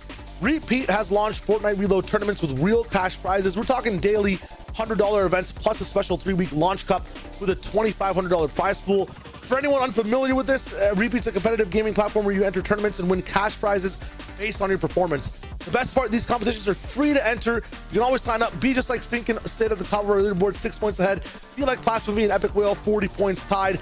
It's like a 10-point race, and you can be a part of things like this as well. Repeat and Reload, they're both not going away anytime soon, and Repeat has some game-changing announcements over the coming weeks. So tournaments are live now at Repeat. If you want to be on this board, if you want to be in similar circumstances, if you're a competitive Fortnite player, download the Repeat app, register to start competing today. Free competitions, real prizes, all available now. This point spread, though, Kelly, is insane. It's so tight, so close for all the players who are playing at the moment. I mean, looking from first to third, it is, just 6 points difference. We have a tie for second place right now. And then you look from fourth to seventh, it's just 2 points that shake that up. And it's a bit of a separation from seventh place on. So a lot of these teams right now, a lot of these players have so much to fight for if they want to climb up that leaderboard. And as a reminder, every single duo that's competing right now is going to be walking away with a little bit of prize money. But looking at our first and second place team, Sync versus Plasma respectively, and we can see just where their points are really separated, and that is through their eliminations. Although Plasma and Amplify, the only team to get 2 victory royales today, they are just not able to match the aggression that Sync and Sid are able to bring. Yeah, it's the actual layer that Sync and Sid are choosing and what they do when they have different layers as well. On low ground, they stay together, they stay silent, they stay moving first, and that gives them advantage on every other elim on the server. Meanwhile, when they have high ground, they don't keep it for the whole game. They look to pressure a team, then jump in the box, get that refresh, stay mid ground. A lot of these other teams just end up staying on that layer 24/7. You can see why they're winning. Meanwhile, Plasmiffy and Amp, we can see them just popping off in the early game, and then it's all about the fish too. You're talking about the ceviche, Kelly. I mean, they're eating fish 24/7. That's what's keeping them alive inside these end games. Yeah, whether it's sushi, baked fish, what other fish, gumbo, I don't know, that whole Forrest Gump thing. There's a lot of opportunities here for these heal-offs, but when it does come down to it, if you are on the edge of zone, you have a lot of fishing opportunities, that's where everyone's going to be going. And I think a lot of our duos right now that may not have the map open, probably going to be opening up the map right now, making sure that they know if the end game does come down to a heal-off, which it most likely will, that they need to know where those fishing spots are, where those barrels and those trucks are, because that's what's going to come down to. All these teams, when it comes down to the final 8, when the zone is closed, everyone splits off, everyone's just going for the heal off, and that is what is going to separate our first from second from third place teams. But speaking of first, it is Sid and Sync, and you can see all the arrows joining them over there on the northeastern side of our map. Are they going to be able to claim this little building on their own? It looks like they will. No one's going to be directly contesting them, but is Sync going to be able to take down Pumps? No, a few shots, and he stops. Gonna be all fine. The entire duo is just looking to just maybe get their bearings first, some pot shots down, and then things will be fine after the fact. Big thing too, though, if you're just tuning in for match 5, if you're looking at wanting to play inside this too, you missed the qualifiers. PlayStation Cups are really easy to join with PlayStation exclusive prize pools. Kelly, how much was the prize pool for this one in total across the world? It was over $100,000 for all 7 of our regions right now. PlayStation is bringing out the big bucks right now, and they're not stopping just yet. Yeah, there's tournaments all year long, so keep an eye out for more. You can follow PlayStation on socials all across, I think, every social that exists right now. Follow the Twitch, subscribe to the YouTube at the same time, on X, on anywhere that you're watching. Just tap in, you'll get more information. You can be just like Epic Whale. You can be winning big money playing on your PlayStation. Although hopefully you're not like Epic Whale right now where you're alone in a solo and being attacked. Pump does come back up, but Epic Whale getting a little bit aggressed on early. This is not where he wants to be. Currently sitting in 3rd place. He wants to make sure that him and his teammates stay alive, and Pump is actually taking even more damage right now. This is the roughest start that they've had, and this is the game where they need everything to go right. Again, yeah, they're just 1 point behind 2nd place. I think they actually might have dropped down to 4th overall just on the fact that 40 points is tied for 2nd and 3rd. I mean, anything that happens in this match when it comes to eliminations will change the top 10 leaderboard by a big shift, by a big amount. So one team already down, one team has decided that they want to do something else. That's totally fine. We have 18 in total that are playing for the moment. And again, you talk about Pikovsky or Picks at the moment. Game 1 looks so strong early game. Game 2, no one near them. Everyone's switching to strats. Yep.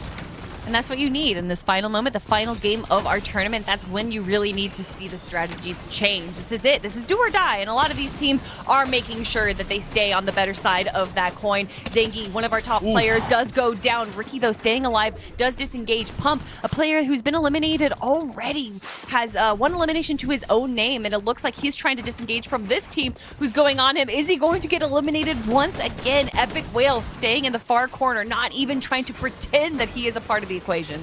Yeah, this logjam split looking very interesting, where Epic or a teammate just stays here, farms as much as possible really fast. You get so many mats to be able to play defensively, and then your other teammate can be able to get to logjam no matter where they spawn in when it comes to that reboot. That being said, Epic survives for a little bit of a while. Pump is back in. They see more people coming in as well. This might be a free fight for Epic. Yes, so many mats to be able to work with. The question is, this other player he's fighting, where is he coming from? What mats does he have? Epic does not want to know. He does not care. He just wants to stay alive. I just don't understand why that player would jump in by himself. He has his duo mate alive, and he went on the aggression for Epic Whale, so it's not like he didn't know that the teammate was there. So why wouldn't you wait for your player to come join you? That could have been a 2v1 situation and very much in favor of the opponents to Epic Whale, but it looks like Pump and Epic Whale are going to be able to rejoin, but Pump just has 2 gray guns to his name and no mats. This is going to look really rough for him, but Pump able to get a shot right there, does get cracked a little bit. Epic Whale is going to just disengage. Hopefully Pump is able to make it out safely, as Epic Whale actually gets kind of stuck behind. Getting keyed still. Pump going to be the insurance player this time. The question is Epic fighting? No. He's running, and now both players are absolutely split. Pump actually towards the storm side. If Pump starts building here or makes even a single molecule of noise, this duo will just turn right on the Pump and look for that finish. Epic, it's so important he survives here, and I think they can hear him healing, hear him picking up some mats, some weapons, and opening and closing doors. You got to be careful here. Yeah. Those arrows are coming in and they're right on top of him. Pump able to build, but that actually kind of gives away his position while he was sneaking before. I'm wondering if he didn't build there, would he have been a little bit sneakier? Pump does go for the shockwave play. He actually gets a pretty good position. He has one more shockwave and gets the heals as he rotates over. It looks like he's able to escape. What a great play from Pump. He's gonna be able to get one more down too. No ammunition left. Barely any mats left either. No more rotation, but he saves his life. Meanwhile, on the other side of the map, Sid and Sink going for some risks, going for some early eliminations. That reboot is still up in the air if they choose to get even more risky and end up going down. That being said, you looked at the Elite's build. Would you rather have 2 gray guns with no ammo or this loadout from Sink where you have some meds, you have some shockwaves? You got to be thinking about that. Oh, I know the answer. I know the answer. I want Sink's loadout. You want Sink's loadout? Yeah, Even yeah. Sink's loadout. It's the right answer, Kelly, but he's also looking a little bit dire. I feel like he's also gone down once. I don't think Sink would be keeping, like, what, a gray shotgun? No, not if you can avoid it. But, you know, when it comes down to it, you really don't have too many options to choose True. from. If you keep getting eliminated, and you have to just be able to farm up whatever you can as soon as you drop down. And finally, it looks like we're having a Western zone right there. I wonder if that's going to be changing up any of the prioritizations for our teams if we have a new team going for high ground just because they have a favorable zone poll. But Noms and Fishy right now with 35 points to their name. One of our top competitors. Looks like they're going to just be kind of playing a little chill, a little sneaky. Sid and Sync, though, one of our more aggressive teams, going on a few shots onto a Mega, but nothing really coming from it.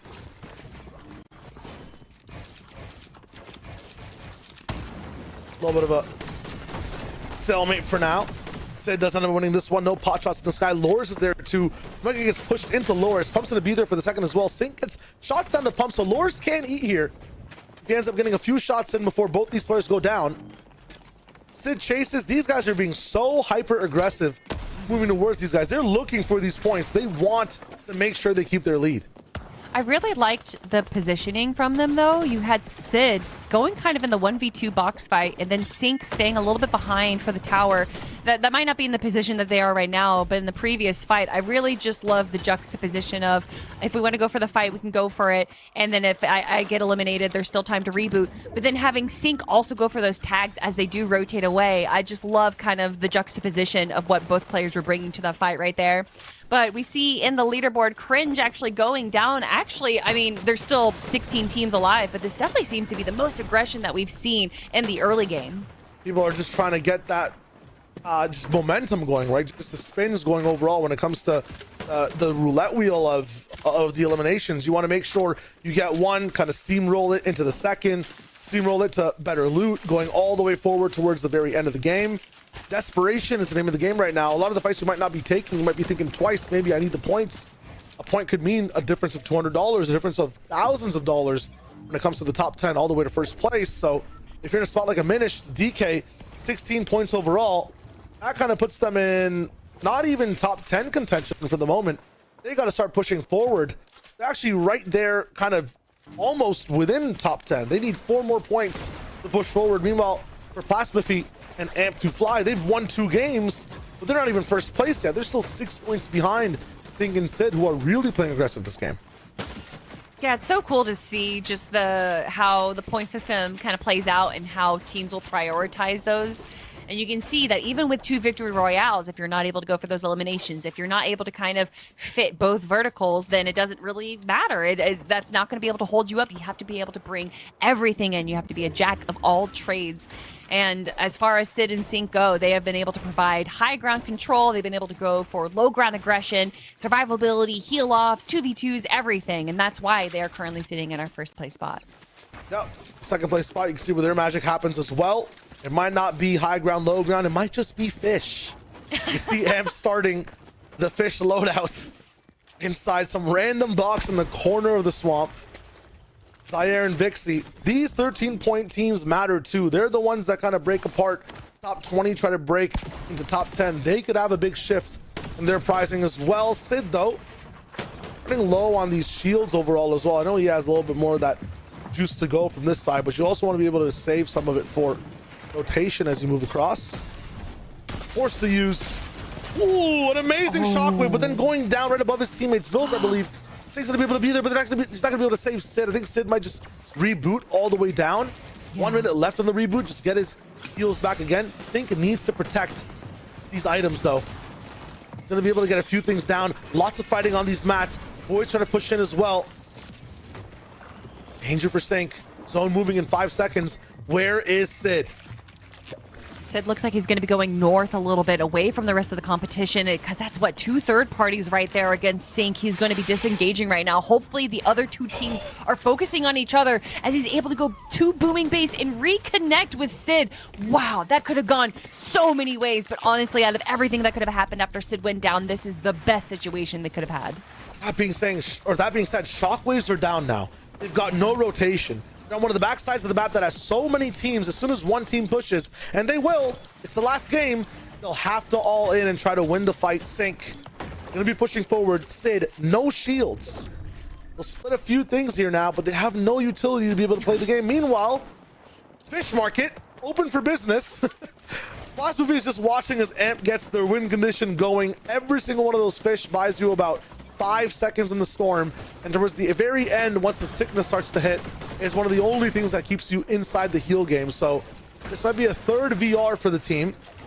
Epic Whale doesn't like fish, he likes packages, airdrops specifically. Sync going down now again. Man, Sid able to stay alive. You can see that that other duo is so close. They're definitely aware of where they are. Sid just has to, oh no, reboots are actually disabled now. There is no opportunity for Sync to come back. Is Sid going to be going down right here, right now? No placement points and only 1 point per elimination. Might not be enough to hold them at the top of our leaderboard. This is a disaster for our first place team right now. Is he going to be able to stay alive with just such a sliver of health left? No, he does go down. And now that means that first place for Blasphemy, Epic Whale, so many other teams is open for the taking. Open season in the final game, I believe 47 points is the record to beat.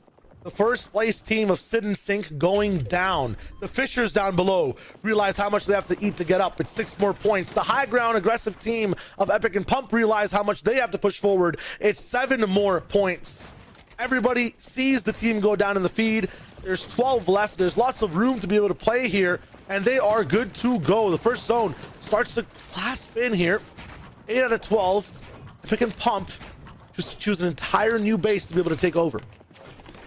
Oh my god, I would be so nervous if I was Epic Whale and Pump right now. I know that they are not aggressive players, and they know they're not aggressive players, so they're probably just going to be playing passively, probably sticking to the second high ground like we know that they've done, and we know that there's a few other duos that like to go for that high ground, but if you're Epic Whale and Pump right now, I would be going for at least 2 to 3 more eliminations just to solidify the opportunity of stealing first place away from Sync and Sid and Blasphemy and Amp. Risk and reward. So many options available, but sometimes it's just about relaxing, playing to your win condition. I mean, so you mean fishing? Yeah, that's why you gotta fish. Very relaxing activity. Question is, who's gonna be the one to actually grab the fish this time? It's been Amp who's been eating these towards the end game, and he is going to be able to pick these ones up again. 6 shockwaves to be able to use to rotate. Where will we end up here? We're actually going a little bit away from the Slurpy Swamp Factory and more so towards the bridge overall. Harder to build up and down, and there's going to be a big divide between who has power and who's in chaos on the high and low ground. Amp's still thinking about it. I mean, the main 2 teams to watch right now are going to be Epic Whale on your screen with Pump, and then Amp, who we just saw with the fish. Again, 2 very different teams in terms of how they play, and what are they shooting for? Around 48 points to steal the lead. The first place team went down. This is the last game of the PlayStation Reload Cup. It's getting intense, Kelly. It is getting so intense, and I'm hoping that Blasphemy and Amp were able to kind of ping that mark, because I know they left a few floppers behind, and I can imagine that when that final zone closes, that these 2 players are going to be rotating where those pings are so they can get more fish, because 8 floppers is a nice bit of heal, but it's not going to be enough. The bounce back comes in. They actually end up pulling zone, so Amp and Blasphemy are able to just play slowly and play for their win con.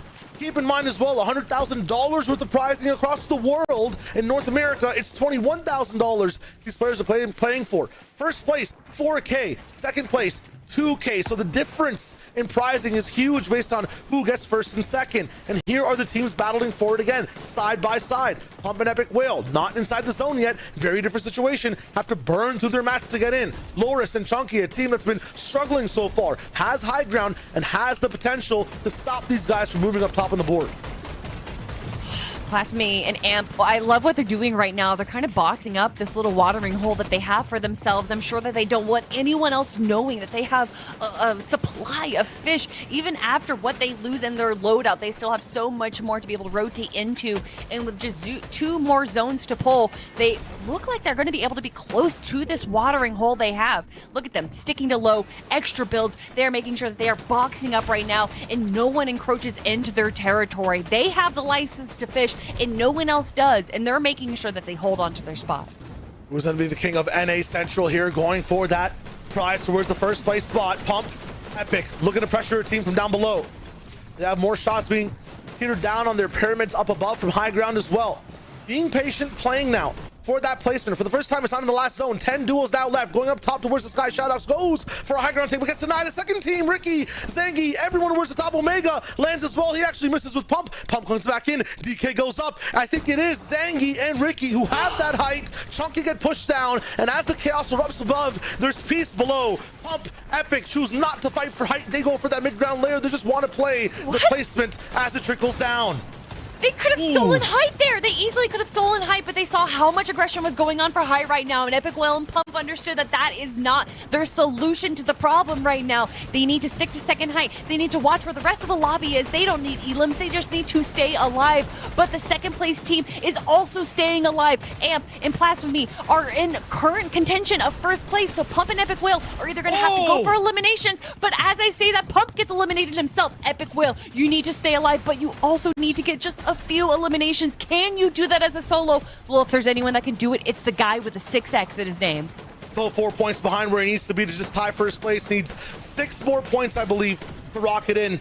Actually, just 5 to get towards first place. As a solo, drops down, has just wood materials left. Not many heals to be able to play inside the storm, just a med kit. Has to be able to talk with his gun now. Pump gets shot down, Blasphemy amplified. Up there together as well as the duo. They have a better chance of getting this done. Running low on mats, though. I think Epic as a solo might just have more. Blasphemy has those 4 shockwaves as well to be able to take height if he wants to. Look at that, every single layer. Amplify has a lot of mats to be able to work with. They're going to get just boxed out for the moment. Head to head up against what seems to be Epic. They do take Epic down. It's Blasphemy who jumps to 45. Amp has the fish up to 47. They just need 1 more point, and there it is. Amp and Blasphemy end up taking the lead, but there's so many other duos who might be in similar spots. Have the chance to win off the heel game too. It's huge right now, Kelly.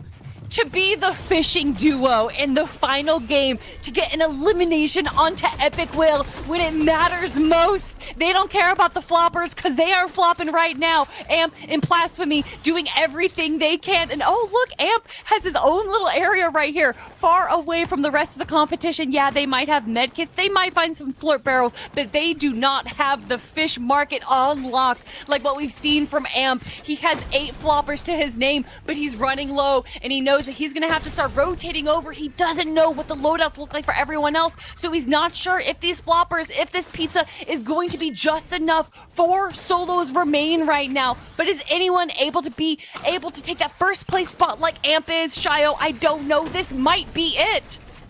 Going for it, still has a few more fish to eat. 4 different teams left. DK with the med kit, looking to just get that first place. Zangi's up there too, 45 points for picks. It's all placement all around. Every single second will matter. Amp gonna go down. The winner is gonna be Pix at 49. Could that be enough is the question. It goes towards the last minute. We'll see the way that Plas is able to steal the trophy away from Epic Whale, is able to hold on to it. The question is, was the heal enough all the way till the end of the game?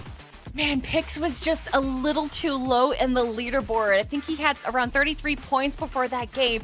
And just compared to Plas and Amp, who had so many more points, I just don't know who won. But if this tournament was literally just 1 game, what an incredible game 5. So many big names going down early. So many of our top teams fighting each other and eliminating each other. That is what I want to see in the final game of a tournament, Shio.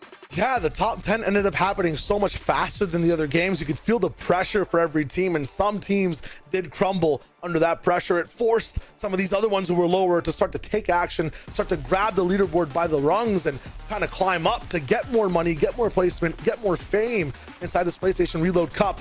What an amazing game number 5. Oh man, we are still just tabulating our points right now, making sure that we have all the numbers correct before we announce our winners for the PlayStation Reload Cup. But honestly, I feel like we're all winners, especially the viewers right now, because what an exciting tournament that was. It started a little slow, like what we saw in the qualifiers, and I was like, oh, is this just going to be the rest of the tournament? And then immediately in game 2, everything changed. We had aggressive players. We had players going for high ground. We had the team going for heal offs. A lot of our top teams really solidified their metas, and it was kind of interesting to see how different they all were. No, actually, we had people that were focused on heals, people focused on early game splits as well, people focused on dual fighting. So when it comes to reload, you just have so many more options. It's just huge. Towards the end there, just to comment on a few, Epic, Whale, and Pump love to play mid ground. We had Amplify and Blasphemy, who just love to play the heal game on low. Then you had someone like Pix, who loves early game fighting as well, maybe even jumping all the way to second from 33 points, Kelly. I mean, anything's possible in these games, and specifically, it all comes down to that very last game. It does all come down to that. Who is going to be walking away with the lion's share of the $100,000 prize pool? Well, before we get to that, we have to take a quick look at some of the highlights we had in our final game, because honestly, it was action nonstop from the beginning. Sid going down early there broke my heart. It seemed like Sid and Sync just couldn't grab a break right there. And we can see the final drop from Sid going down in 13th place is definitely not where you want to be. And then, of course, Pump and Epic Whale, the team that I was talking of at the start of the show, having a great game, but maybe just missing a few short points that they needed against teams like Pix and Amp. But again, we need to tabulate all the points. We got to figure out who came out on top. And this is just for match number 5. We all saw the Victory Royale. Nox and Pix getting that 6 elimination VR, beating out the Fishing Kings for that heal off. But of course, Shio, it's so much more than just Game 5. It's so much more than Game 5. It's a culmination of everything that we saw today. The 5-point difference between Pix, Nox, and what seems to be our first place team, Plas. We'll have to see in Amp. What is the question? The real thing too afterwards is there's so many other teams as well that might have got usurped towards the very end. We got to know who some of these teams were that ended up winning overall for this PlayStation Reload Cup. We'll see in just a second, but you saw the point split there for just that fraction, right? It was so close. A 5-point difference with some of these teams.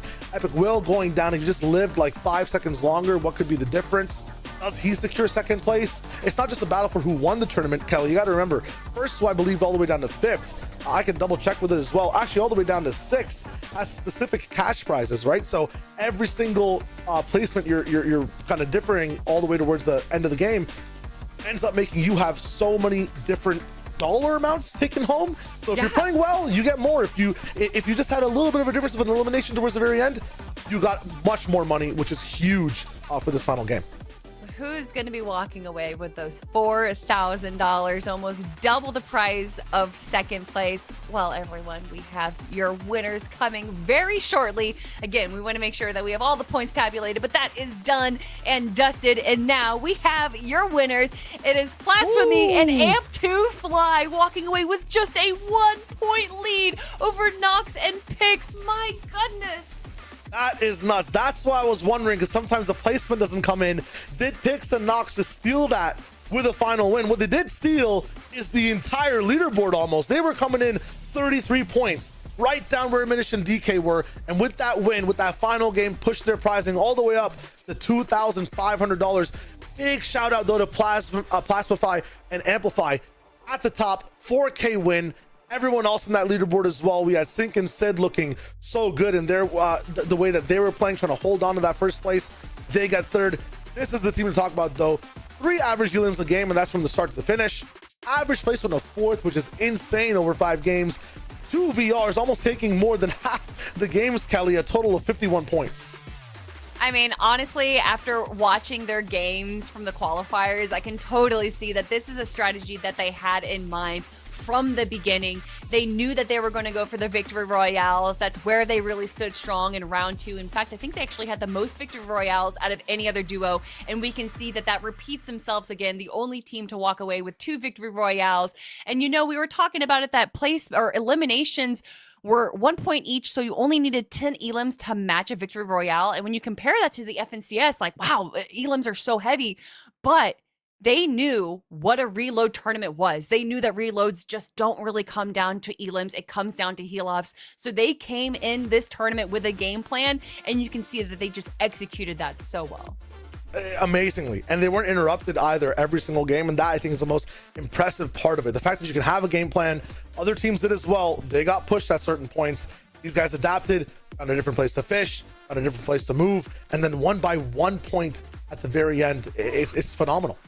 It is phenomenal. And you know what's even more phenomenal is the incredible tournaments that PlayStation is putting on. They have PlayStation tournaments all throughout the year, so make sure you guys are following PlayStation on all social media platforms. And then, of course, you guys should follow Repeat as well. Make sure to download the app because they have launched Fortnite Reload tournaments, and they actually have $100 daily events going on. So if you want to win some, some money, maybe buy some V-Bucks, well, make sure that you guys are downloading the Repeat app. They also have an incredible 3-week launch cup with a $2,500 prize pool. So again, that is Repeat. Download the app, follow PlayStation everywhere that you can because they have these events going on all the time. Shio and I have been doing this for 2 years now, these PlayStation tournaments? They've been good every single time. I think some of the most surprising tournaments when it comes to like the off season between the FNCSs, they have been a pleasure to watch every single time. It really has. And it's been a pleasure to work with you. It's been a pleasure to work with our production crew. And then, of course, big shout outs to all of our viewers and to all of our players for bringing an incredible tournament to us. Shio, any final thoughts before we send it off? Listen, never look gifted reboot in the duo. That's what I'll leave it on. Things were crazy today. I'm so happy we got a banger match 5. I can't wait till the next one. Sign up for these tournaments. It's you guys that can make the difference. It's you guys that can make the money. We just sit here and yap about it. So I want to see more people in these games. I want even more action. Oh, man, on behalf of myself and Shio Wager, thank you all for joining us right now. And we can't wait to join you in the next one. But until then, let's see you on that battle bus. Beep, beep.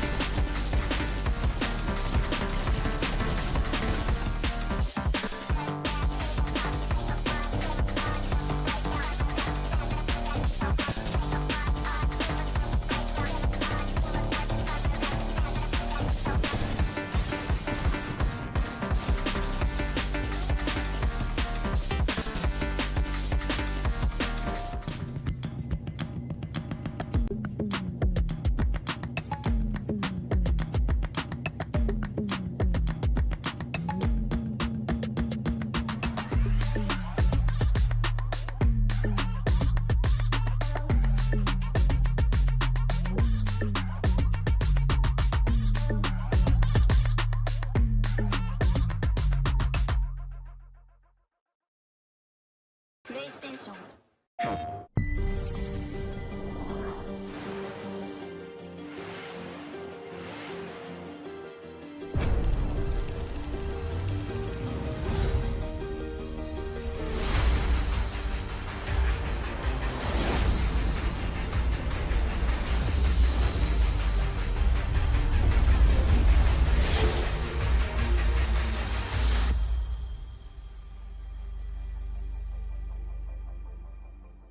PlayStation. I'm confident when I'm drinking rain. I hope you get a taste. I'm feeling lonely, so I hope she stay. I'm confident when I'm drinking rain. I hope you get a taste. I'm feeling lonely, so I hope she stay. I'm confident when I'm drinking rain. I hope you get a taste. I'm feeling lonely, so I hope she stay.